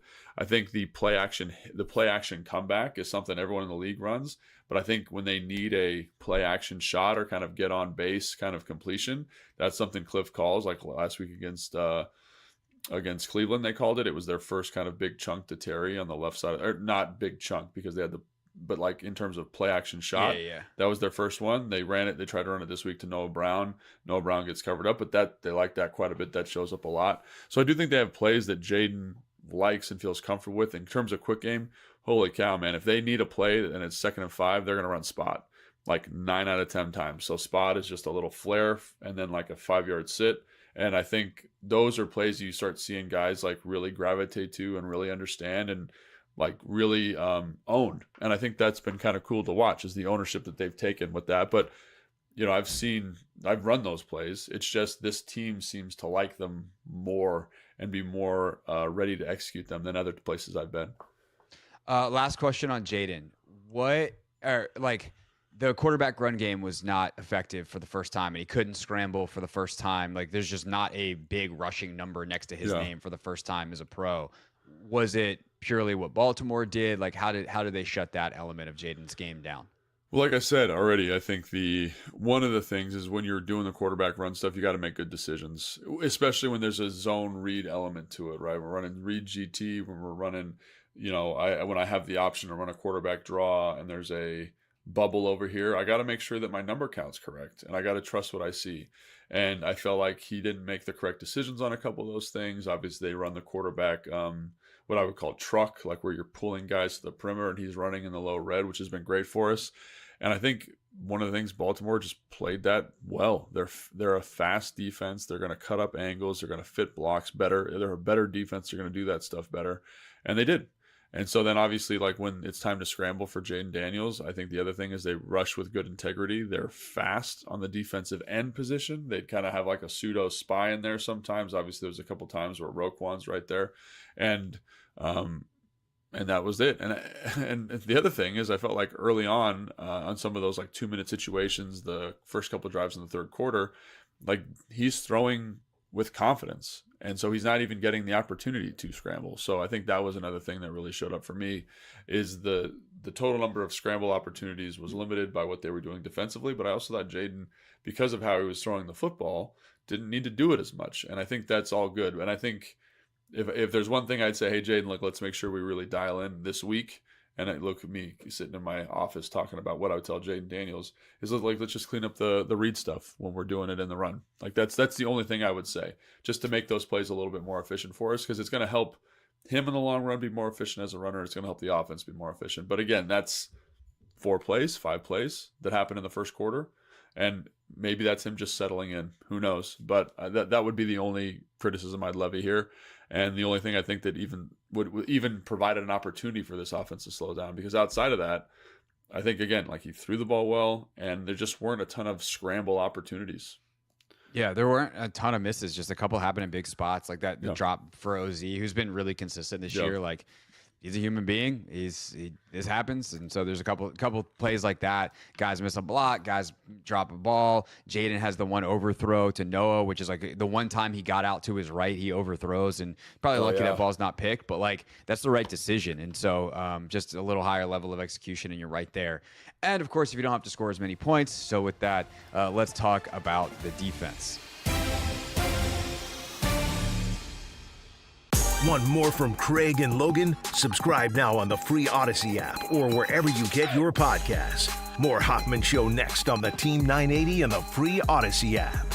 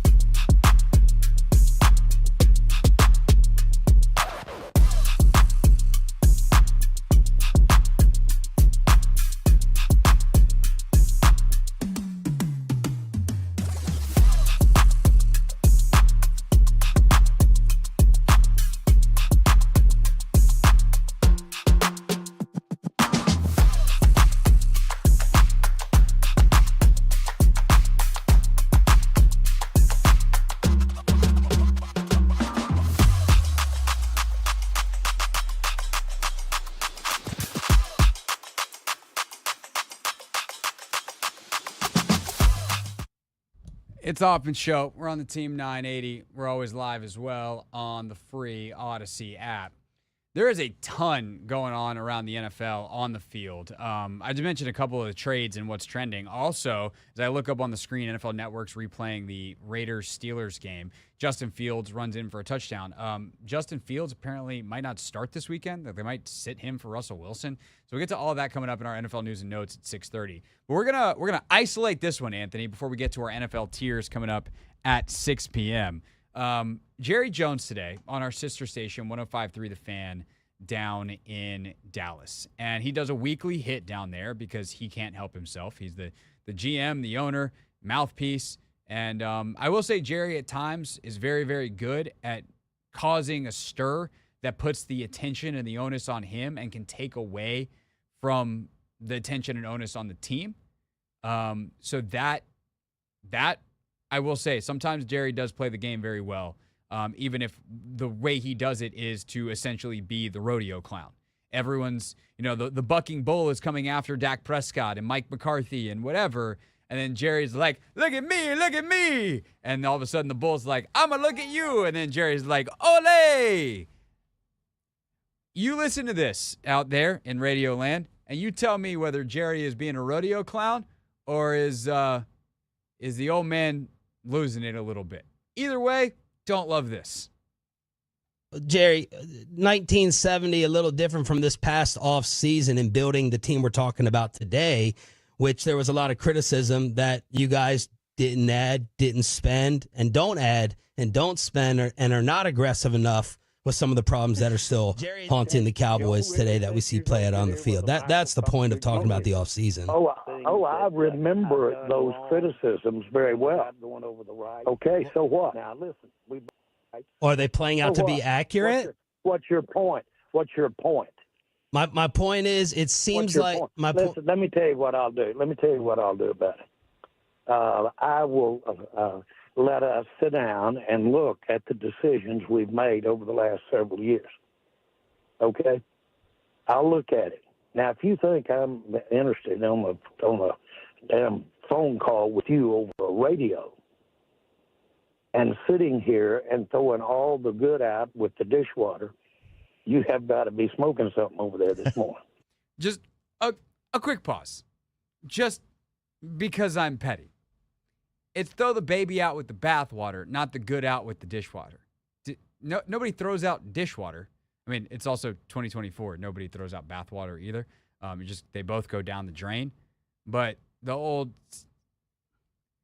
it's bathwater, not dishwater. That's not the point. I'm not. And I really don't, and I don't even want our listeners to listen to me, to talk about this is not your job. Your job isn't to let me go over all the reasons that I did something and I'm sorry that I did it. That's not your job. Well, my job is to ask why. Or I'll get somebody else to ask these questions, man.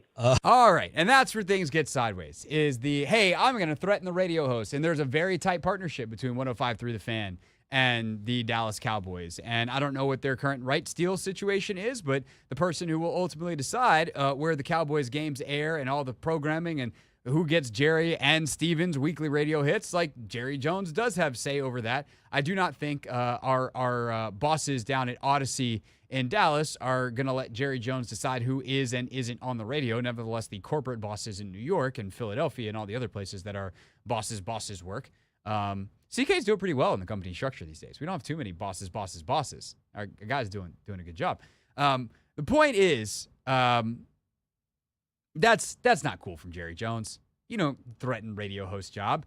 And Sean and RJ did a good job of, I think, diffusing the situation and just kind of going like, okay, guy, we know what you're doing here. But I would have loved for them to just go, then what is my job? If you think you know what my job is, you tell me. Because I think those guys were doing their job. Like, hey, you guys weren't very active in the offseason. Now you've got problems, and you're out there saying, like, now's not the time to acquire players. And it's like, well, you didn't do anything in the time that you were supposed to acquire players. So, I don't know, Anthony, you're a professional radio producer. If your host asked that, would you be like, good question, guys?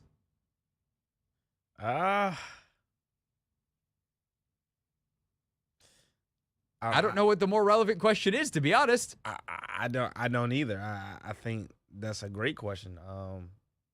I just think, all the wheels are falling off in Dallas, and it sort of kind of starts at the top, and it seems as though he's lost all his marbles. Yeah, I mean, here's the one thing I will give Jerry. Every time he seems like a senile old man who's lost it, the Cowboys still are, the last 3 years before this one, they won 12 games every single year. So they did a lot of stuff right over the past bunch of years. And if Jerry wants to go over that, fine. But maintaining that is really hard. And they had opportunities to do things this offseason. And I think more importantly, they had opportunities in previous off seasons to make things easier this offseason because their cap situation's a nightmare because they never extend the guys early. They always wind up paying their players the most money, which good for those guys, but they would have accepted lesser contracts earlier because the market wasn't as high. Dallas is always the last one, and then they give the money anyway. And whether it's Zeke all those years ago, there's been others before Zeke, but like Zeke kind of started this round of it where they waited and he even held out, and then Jerry gave him everything he wanted and more. And then it's like, well, there's a reason that you weren't going to pay the running back because running backs have a shelf life. Now, it's like they could have paid Dak Prescott a year or two ago. They could have played CeeDee Lamb earlier. Now they're going to probably play the same stupid game and win the same stupid prizes with Micah Parsons. And then those three are going to look around and be like, we don't have any other players. Unless Will McClay, their draft guru, bails them out again. And so it's just a repeat cycle of stupid in Dallas. And the thing is, if you don't do this stuff right, that's how you get stuck at being a 12-win team that doesn't go anywhere in the playoffs. If you want to actually advance, you got to do more. And so, yeah, I mean, look, I'm not going to go on against Jerry Jones of all people. I am not going to go on the don't you dare threaten the media rant because Jerry Jones has been playing the game with the media and is more responsible for the growth of NFL media than arguably anybody else in the last 30 years in the entire league. I think Jerry understands the importance of the media, and the dictator has no clothes act of threatening radio hosts is I chalk that up as much to a gambit by Jerry, who might actually know what he's doing, than an old man that lost his marbles. It could be a 50-50 of either at this point, but he's done that enough times to try to take the pressure off, because now, instead of talking about his terrible football team, we're talking about the stupid thing that he did on the radio. And he knows how to play that game. Yeah. But guess what, Anthony? So do we. NFL tier rankings, where we talk about Jerry's stupid football team and many other very bad football teams, and whether the Commanders have earned their spot in prime contenders, because they're not a bad football team. Next on the Hoffman Show.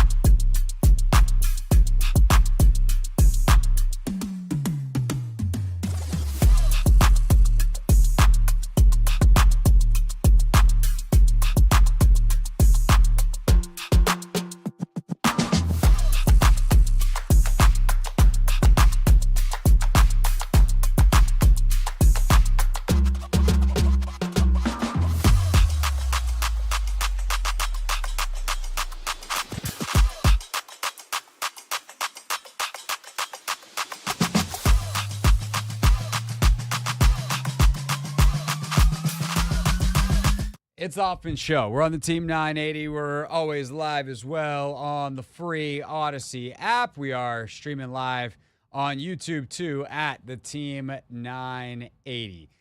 Coming up tomorrow on the show, it's Wednesday, so that means we should have Clinton Yates. Also working on a couple other fun things. I can already tell you that later on in the week, Evan Washburn's going to join us 5 o'clock on Friday. CBS sideline reporter. He'll be on the call for the game this weekend. He's going to go have all their production meetings, and then he'll join us then. Dan Pizzuta joins us for his weekly visit on Thursday. Again, Yates should be with us tomorrow, so plenty of good guests and obviously plenty of fun that we'll have throughout this week as we get ready for Commanders and Panthers. Right now, though, it is time to rank every team in the NFL, see what neighborhood they belong in. It is time, Anthony, for our NFL tier rankings. Yes. Yes, indeed. And the key question for this week is, do the Washington Commanders belong in the prime contender category? I think first, quickly, let's take care of everybody else in prime contenders. That way we understand what neighborhood the Commanders would need to live in. Because I do think that's an important thing here. The criteria for prime contender is, would we be surprised if the team that we're discussing winds up in the Super Bowl? And in order to do that, they're going to have to go through the other teams in the category. Would we be surprised if they beat two of the following in the playoffs? First, quickly, AFC teams. Chiefs, Ravens, Texans. That's who we had up last week. I think they all proved Texans, beat the pants off the Patriots. Chiefs won. Or Chiefs had a bye, whatever they did. They still haven't lost, and the Ravens beat the Commanders. So all the AFC teams, check. Yes, sir. All right. The Detroit Lions.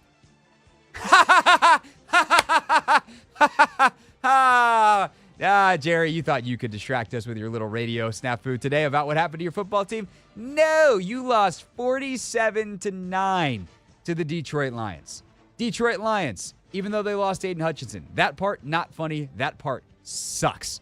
But Lions, shickety check. They get to stay. Yes? Yes. Okay. The Minnesota Vikings, they had a bye week. So what are we supposed to do here? Nothing. Yeah. They stay. The Green Bay Packers. They won fairly handily. Cool. They get to stay. Nobody dropped some prime contenders this week. That's the first time that's happened in a while. Nope. All right. So, with that said, puncher's chance teams with a chance to go up. I don't think the Bills winning by 3 is very convincing over a Jets team that's a nightmare. They stay. Eagles, they're lucky if we don't drop them. The Cowboys, we might come back to them and drop them. We're gonna come back to the Eagles and Cowboys. Buccaneers, they did put up 50. Do they need to go up? No, they just got to get healthy. When they get healthy, and they did get Winfield back. Who else did they get back? They got somebody else back. Yeah, I think the Saints are not very good. The Saints or the Bucs? The Saints. So pitting up a 50 burger on them is not impressive. Yeah. They put 50 on an NFL team. But Baker didn't have all that good. He threw 3 picks. He also threw 4 touchdowns.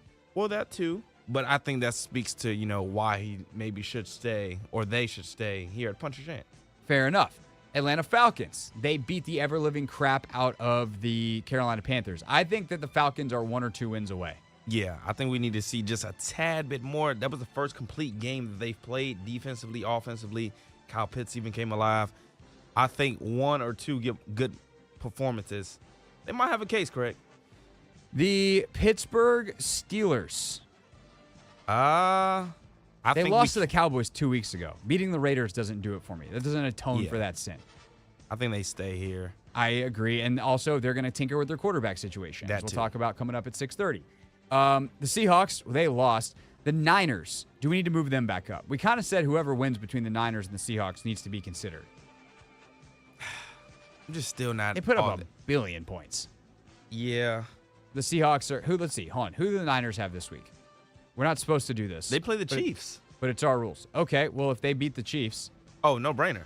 Then but I think they're going to lose. Yeah, I do think they'll probably lose as well. But you got to win those good. You got to win those big games.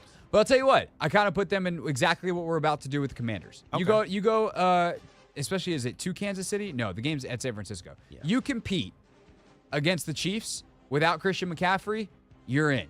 So San Francisco 49ers, asterisk for next week. So do the Washington Commanders, after going toe-to-toe with Baltimore, ultimately falling short, but being within one score most of the game, and when they got down 2 scores, they were able to come back and get within 1 score. Do they belong in prime contenders? That is the question.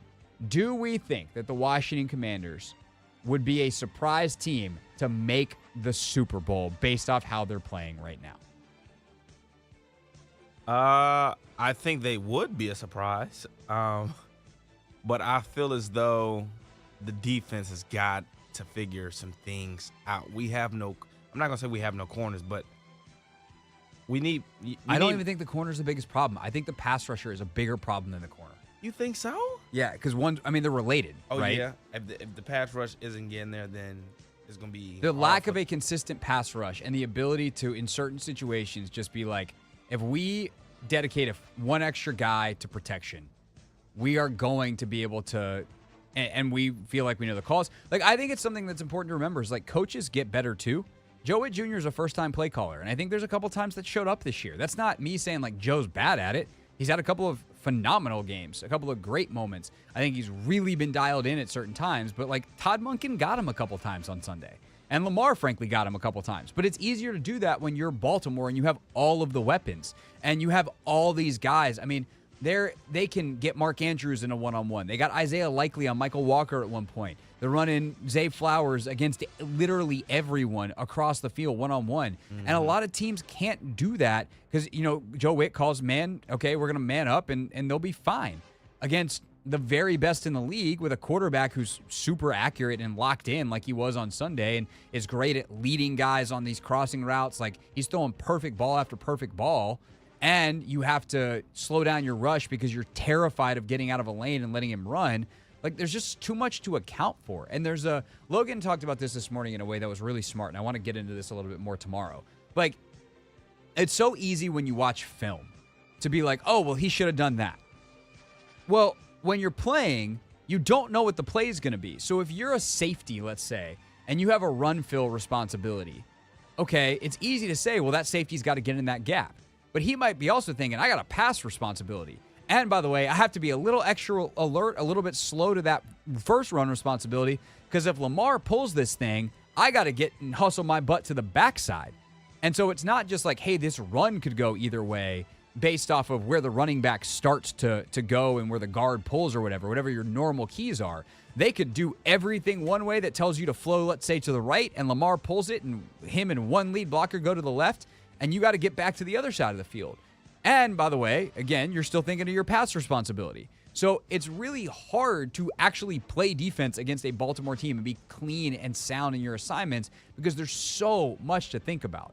And I think the problem that I have for Washington is the ways that you blow that up, or you just dominate one-on-one. And both at the corner, at the pass rusher position, they don't have the guys that can blow up those situations. And that makes it really hard for me to say currently that they belong in the same conversation as the Chiefs, the Ravens, the Lions, the Vikings, the Packers, and the Texans. I do not think that if they played this weekend against any of those teams on a neutral field, certainly away, and probably even at home, that I would pick Washington in any of those games. Maybe Minnesota I'd think about, but that's because I think Minnesota plays with a high level of variance, and they haven't actually had a varying result yet. They've won every single game, and they're definitely due for a couple between Sam Darnold's up and downness and the just absurdly aggressive defense that Brian Flores plays. Like, eventually that thing's going to blow up in his face in a big way in 1 or 2 games this year. I still think they're good enough to win way more than they lose, but I honestly don't think, like, if they go up, they have the least expensive, the least nicest house in that neighborhood, and I think that means they probably just shouldn't go up yet. I think the other part of this that makes it hard, the way we ask the question, is a little bit silly. Anytime a rookie quarterback wins in the playoffs, that is totally breaking away from NFL history. I'm not going to put that. I think it's worth pointing out every couple of weeks to say, hey, if the Commanders make a run in the playoffs behind a rookie quarterback, that is incredibly rare. So that does kind of infiltrate do the Commanders, like, would it be surprising if they made the Super Bowl? Yes, because rookie quarterbacks don't win in the playoffs. C.J. Stroud last year gets one, but, like, winning multiple games? No, not a thing that happens. But just based off how they're playing right now, they are right on the verge, but I think the weaknesses were exposed enough that they belong with the nicest house, if you will, in Puncher's Chance, and still not quite up in prime contenders. Couldn't have said it any better, Craig. Okay, that's good because we're out of time for this segment. But we have to say, Cowboys, Eagles, do you get to stay in the neighborhood, or are we sending you down much closer to Poopsville? But first, I'm sure Wawa's thrilled about this. First, let's get an update on the latest in the world of women's sports presented by Wawa. Gotta have a Wawa.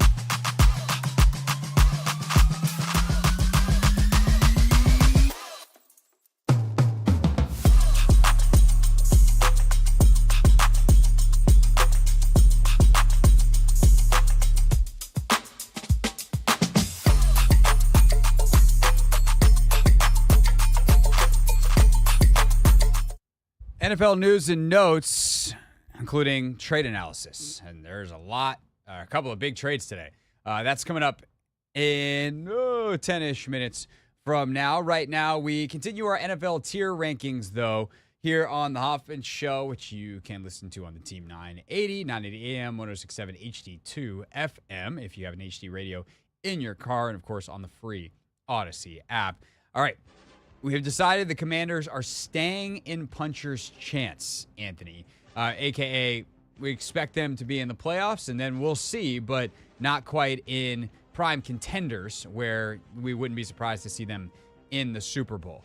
Bills beat the Jets. Okay, cool. Not a perfect game, but I think they stay in puncher's chance as they try to figure some things out. And, of course, they just made the Amari Cooper trade, which could solve some of their problems offensively. Yeah, I think Amari Cooper does move the needle a little bit for the just a little bit. Yeah, a lot of it. Yeah, a lot of it. They needed a guy who can win versus man-to-man coverage and catch the ball. Catching is, they do call it wide receiver, and the receiver parts tends to be pretty important. Yeah, that's the analysis you come for. Okay, the Bucks, they put up 50-11 points. They get to stay. Falcons also put up 50-11 points. Actually, they put up a 40-11 points. They get to stay, even though that was against the Carolina Panthers. And then the San Francisco Niners stay. Seattle Seahawks, what do we do with them? I kind of think that they stay. Here's my reasoning why. Please tell me more. I think their schedule screwed the living daylights out of them. They played 3 games in like 10 calendar days or something like that. It was ridiculous. They had like a Monday nighter into a Sunday, or maybe it was like, I don't know, not many days. They went Monday night into Sunday into Thursday. That's brutal. I want to see how they bounce back now. They'll have some extended time to recover after the Thursday nighter. Do they look more like they did before that 3-game stretch? If they do, I still think they're a plucky team that's got a lot of talent. If they don't, you don't got to tell me twice that we're going to move Geno Smith down. We all know I'm a longtime Geno Smith hater. It's one of the few hater traits, hater players that I have in my life as a sports analyst. But I don't trust Geno long term. But I'm going to defend them for now because I do think that that's a talented team. They need to get Reek Woolen back. Like, they need to get some stuff to happen. But they did show a great competitiveness, a great fight on Thursday night against San Francisco. They just also showed some of the dumb stuff that could undo them. So let's see what happens when they're not exhausted and physically beat down. Okay. Well, they got a tough matchup this Sunday against the Falcons. So we shall see. But I was damn near ready to, I'm close. Down. I'm close. All They're on the edge. All okay. Right. Now the fun. The Steelers, they get to stay. Okay, yes. Cool. We did the Steelers. Now the fun part. The Philadelphia Eagles. They beat the Cleveland Browns. Yeah. Do we need to move them down anyway? No. I don't think we should move. Again, Craig, it is tough to win in the NFL. It is. And granted, the game was close, but that's in part to Myles Garrett jumping over an offensive line for a field goal block, blocking the field goal, and then returning it. That is a 2-possession game had that not happened. That is just, you can't practice against that. You can't. So, I don't know. I think they went out there. They found a way to win. Also, the Browns' defense is still it's supposed to be, in our eyes, good. The Browns' defense is good. They got a couple of plays, which they of course, needed to do. Yeah. That Cleveland offense is so horrendous. Like, I don't give points to the Eagles' defense for basically shutting them out because they're that bad. Okay, fine. They can stay. They can stay. Why were you so ready to move? Because I've hated them all year. I've thought the vibes were terrible since the end of last year, and they didn't do enough to fix it. I still think that's true, though, Craig. But guess what? They're still finding ways to win. They are super talented. And, yeah. They have the Giants this weekend. If it's close against the Giants, we're moving them down. That's not fair. We only beat them by 3. Yeah, that was week 2 of a rookie quarterback. I'm just saying, Craig.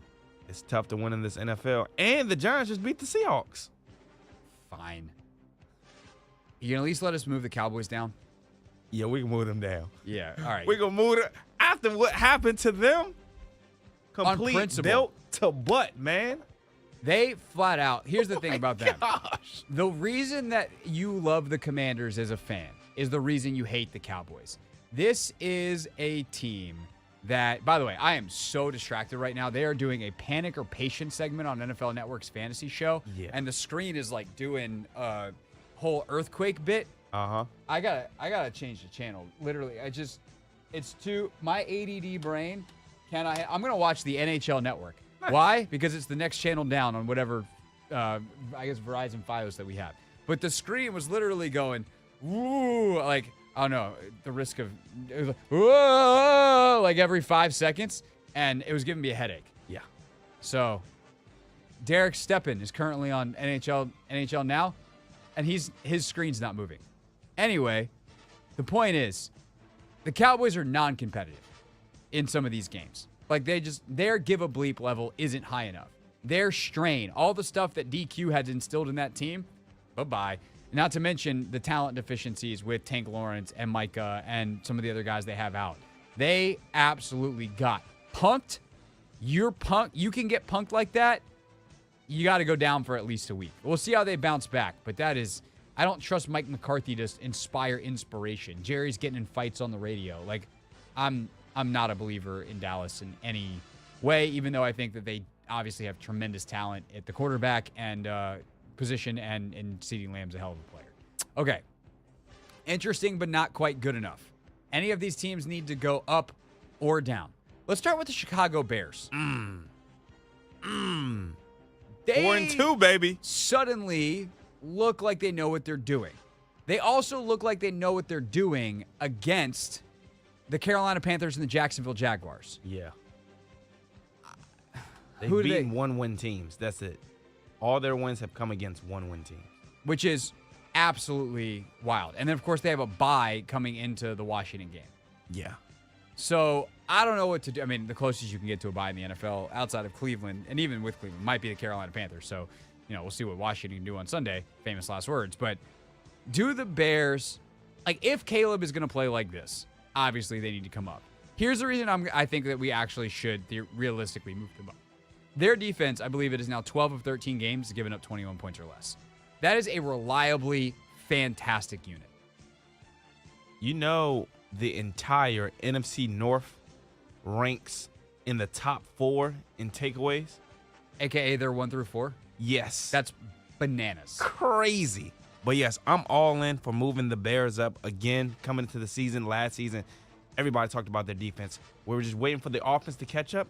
And it looks like they're hitting their stride. Keenan Allen's back. He had 2 tuds. Cole Kmet, a revelation of him. You still have DJ Moore, Swift. It's a little scary. I'm not going to lie, Craig. Yeah, they got a lot of weapons. They got a lot of dudes. It's going to come down to whether Caleb can be consistent. Yep. And then this running game, does it support him? Like, Caleb needs some help. Yeah. And the running game is the help. They can get the running game going, and they're starting to they started to reel in some of their play calling, not put it quite as much on Caleb. They're starting to make some stuff easier for him, and that's allowing him to shine in a major way. Okay. The only other team that I think needs to be considered for going up, unless I'm overlooking somebody, is the Cincinnati Bengals. They were wholly unimpressive in beating the Giants. I do think long-term they have an elite defense, but I think because they were wholly unimpressive in beating the Giants, they have to stay for another week. I'm sorry. You don't get to go into MetLife, barely survive, really win 10-3 until Chase Brown rips one off at the very end to make it cosmetically a little bit better and call yourself a legitimate chance to make the AFC title game. Yeah, I think don't they only have 2 wins though? You're right. Yeah. Yeah. I think if you make it down, if you move from puncher's chance to interesting but not quite good enough, I think you need at least 2 weeks to show us you deserve. So maybe we put an asterisk by. All right, we're gonna revisit the Bengals next week. Yeah. I guess the other team that would have the next best case is the Chargers. Mm-hmm. Have they started to find enough to make you believe? I'm gonna say no, because I do think that their offensive potency isn't enough to move them up. They're starting to find a style of play and own it, and they're worth watching. They're worth an asterisk to me, but I don't think I would move them up. I think they need 2 more weeks. Okay. Does that mean I need a double asterisk? Maybe double asterisk the Bengals and then single asterisk, the Chargers. There You gotta get 3 strikes, kind of. Yeah. So okay. That's the I like Anthony. Or I can just overrule you, but hopefully you remember next week what we meant. That's it. Okay, so just to confirm, Broncos stay. Saints. Do the Saints stay up, or do the Saints have to go down? They gave up 51 points. We can't disrespect them that much. Okay, fair enough. We'll give them. Spencer Rattler gets them a couple weeks. The Jets. They stink, but yeah, they stay. I mean, they just got Devontae, so they have to at least be interesting. Yeah. The Rams, they had a bye, I believe. Yep. The Colts, nice win, but no movement there. Nope. Titans, they are 1 week from Poopsville. Yeah, the Will Levis is bad, like real bad. I'm going to put a carrot next to them, which is ironic because that's an arrow pointing up. I'm going to, no, I can't put that next to them. I'm going to put a number sign. And why? Because it's something that I can put next to them that's different than an asterisk. Yeah. They're a week from Poopsville. The New York Giants. Their defense is good enough that they get to stay. Yeah. Cardinals, they're a dumpster fire, but they're entertaining, and you never know what you're going to get. The Panthers are fighting to stay respectable. If Washington beats them by 100, they're going to go down, but whatever. The Patriots, they have the new quarterback exemption. Drake May, they were better this week than they were the previous. Yep. Jaguars stink. Man, you go back down to Poopsville. We let you out. We let you out the house. Go back inside. You're regrounded. Jaguars down to no chance. The Dolphins. I respect their defense. What did they even do last week? The Dolphins? Did they have a bye last week? Yeah, they did. They did. Okay. So they're at Indy, and they could get Tua back the week after that. Yeah, week 9. So if they can be competitive this week, we'll keep them up awaiting the Tua decision and see how they play there. And then, obviously, we move the Cowboys down. Cleveland, you stay. Vegas, you stay. Jags, you join them. Those are your 3 teams in no chance. Those are our tier rankings for Week 7 in the NFL. We'll do it again next Tuesday at 6 o'clock. When we get back, plenty of trades to talk about across the National Football League.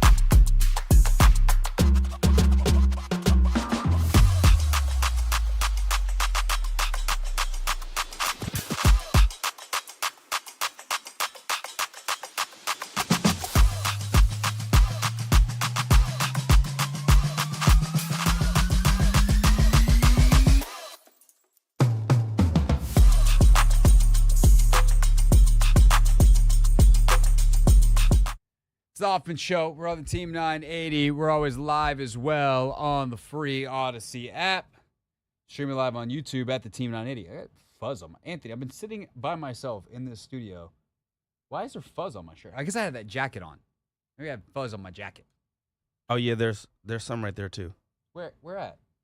No, right there. Are you just messing with me? You think I can see that close? It's a good point. I just got. Yes. Just wait. By the way, tomorrow 5:30 competition Wednesday. I owe everybody an ice bath. I did not do it this weekend. I kind of forgot about it this weekend. We had a bunch of stuff going on, so I do owe an ice bath. I will probably just wind up doing it at home. So I got to figure out when I'm going to do that. I am running hard on Thursday. Nice hard interval session. So maybe after that. If not, maybe Saturday, because I'm also going to run hard, I think, on Saturday or Sunday morning. I don't know. But I promise I will get it done. It won't be done before tomorrow, but maybe before next week's Wednesday. How do you feel about tomorrow? I know for a fact I got the Eagles-Browns games wrong. I don't know. I don't remember my other two games. Did you go 3-0? I don't know. I don't remember. I just it's, know I it's got funny one because game I've been in the document where we keep the picks, or where I wrote them down last week, and I didn't look at that column. I do know that against the spread, period, on our first impressions show that I do on YouTube with Tony, I went 7-7 on. No, I went 8-6 on the week against the spread. He went 7-7. Oh, that ain't bad.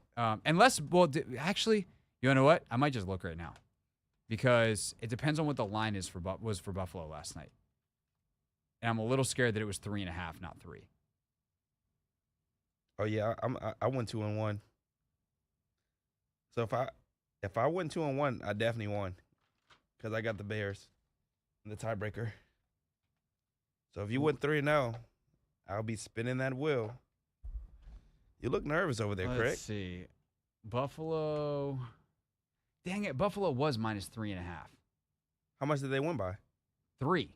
So that means that I went 7-7, and Tony went 6-8.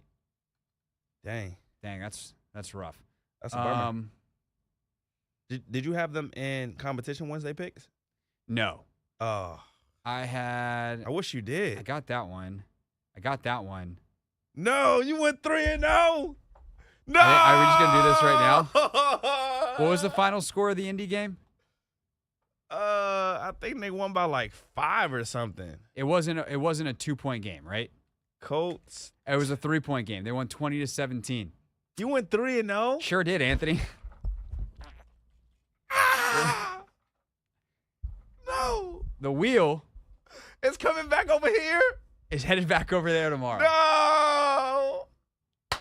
I'm sad. Let's go. Oh my gosh, Back, baby. Garrett. Myles Garrett. He's the reason. I would have gone 4-0. Ah, dang. Wow. Wow. We could have just saved it until tomorrow.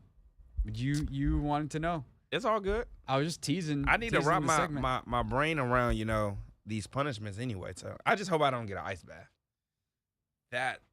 That's going to hurt. I really hope you do.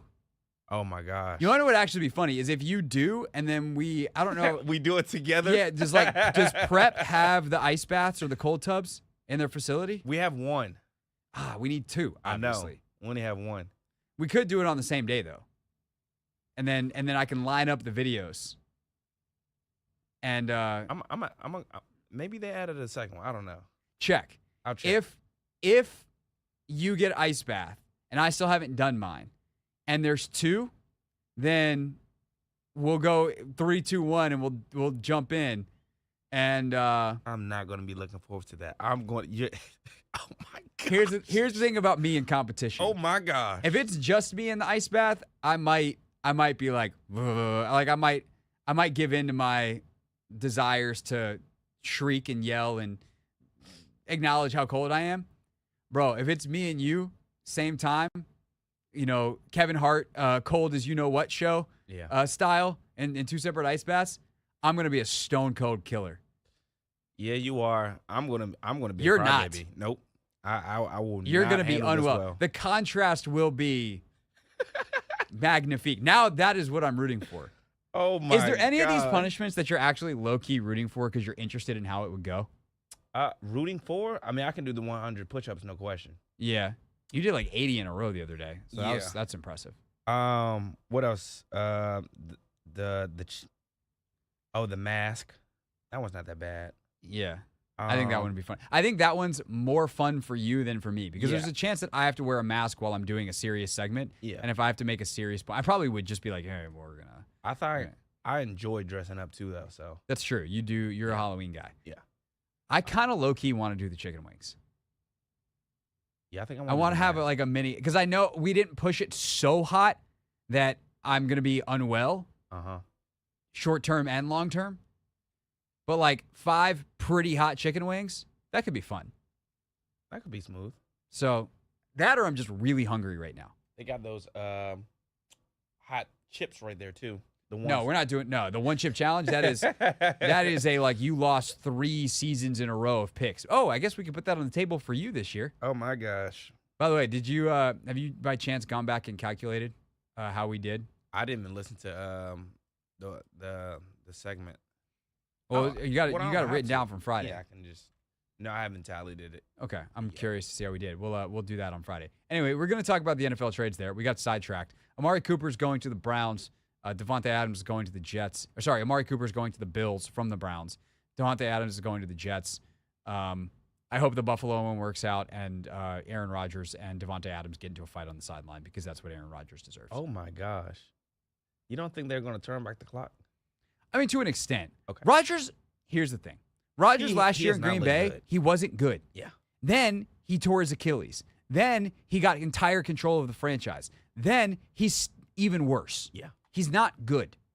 Yeah. He will have moments of brilliance because he's still got it up here. But, like, that dude, he can't execute anymore.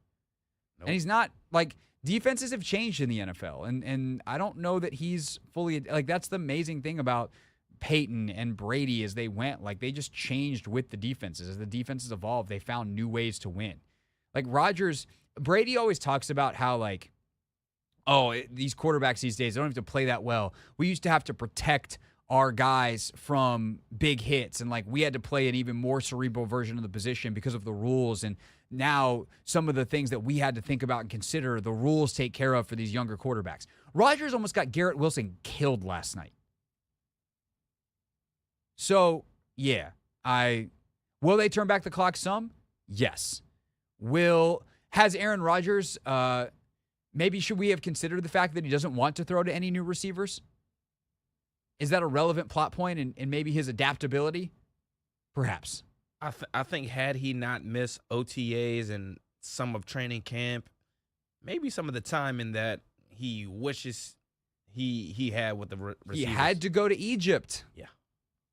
I do feel bad for Robert Saleh. So, but then again, he shouldn't have taken a job with the Jets because this is what happens. By the way, did you hear Belichick crush Woody Johnson on the Manning cast the other night? I saw across my timeline. I didn't get to listen to it, though. He was just like, this is what the owner does. If we see if we can find it, we'll play it in Real Things. If not, we got some other good ones. Real Things, Real People Said, and Real Microphones is next.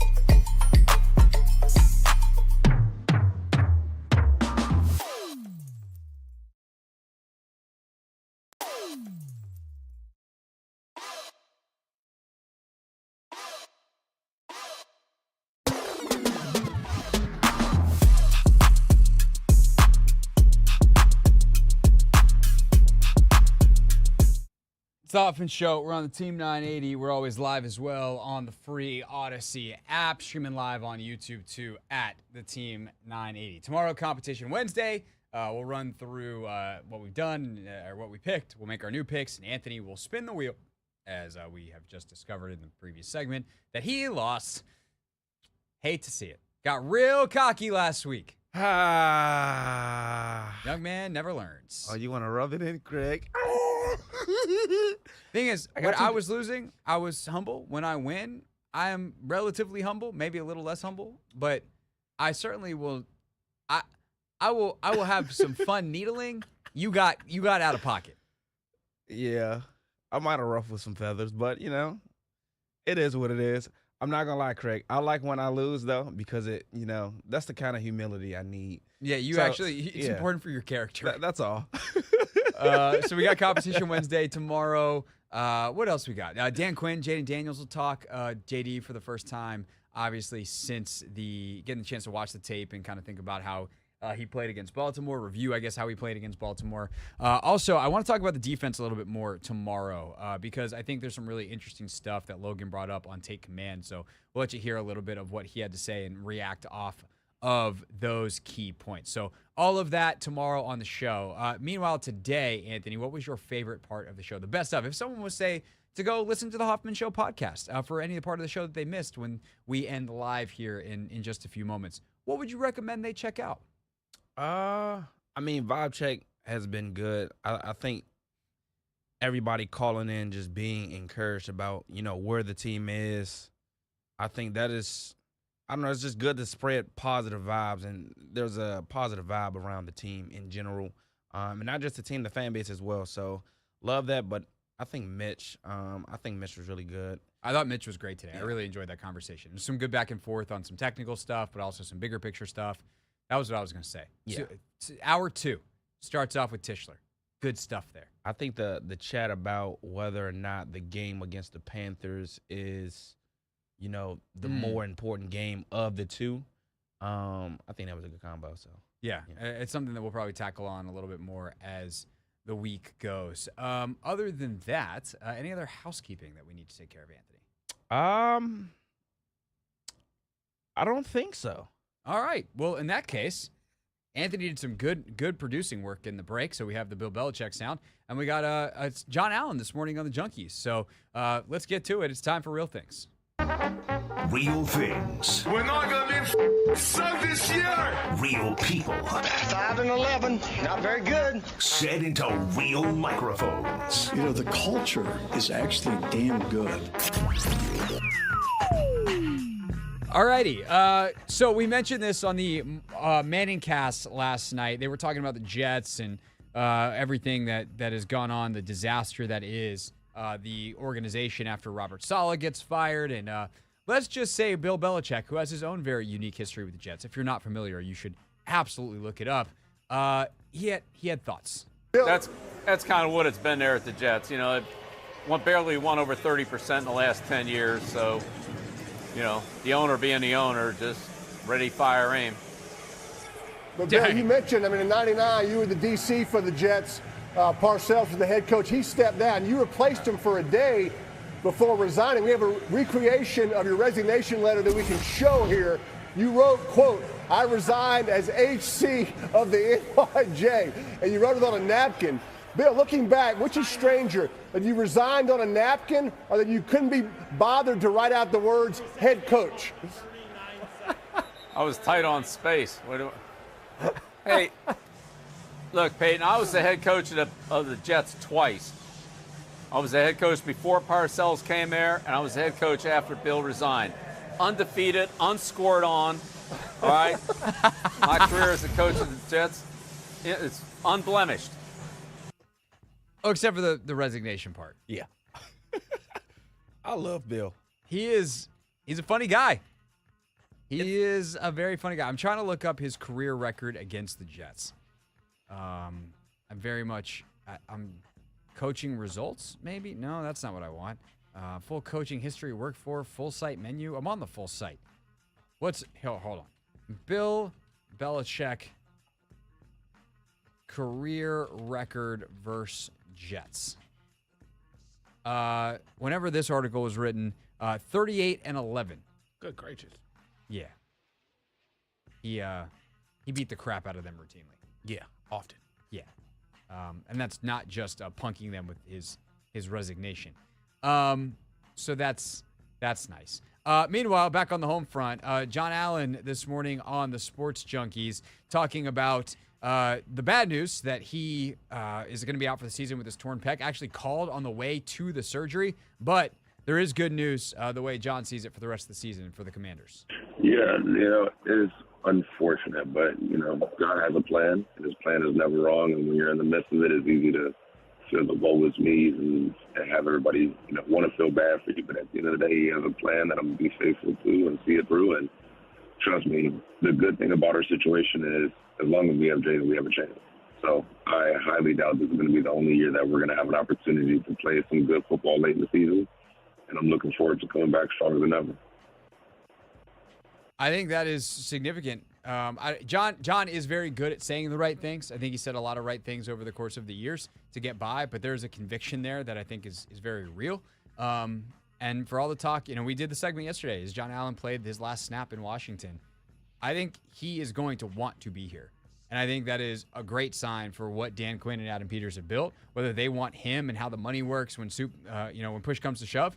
That's going to be a different story. But I think he would love to see this thing through, and we'll see what kind of deal they can work out in the long term for that. If you want the full interview with John Allen and the Junkies, check out their pod, and we'll see you tomorrow here on the Hoffman Show.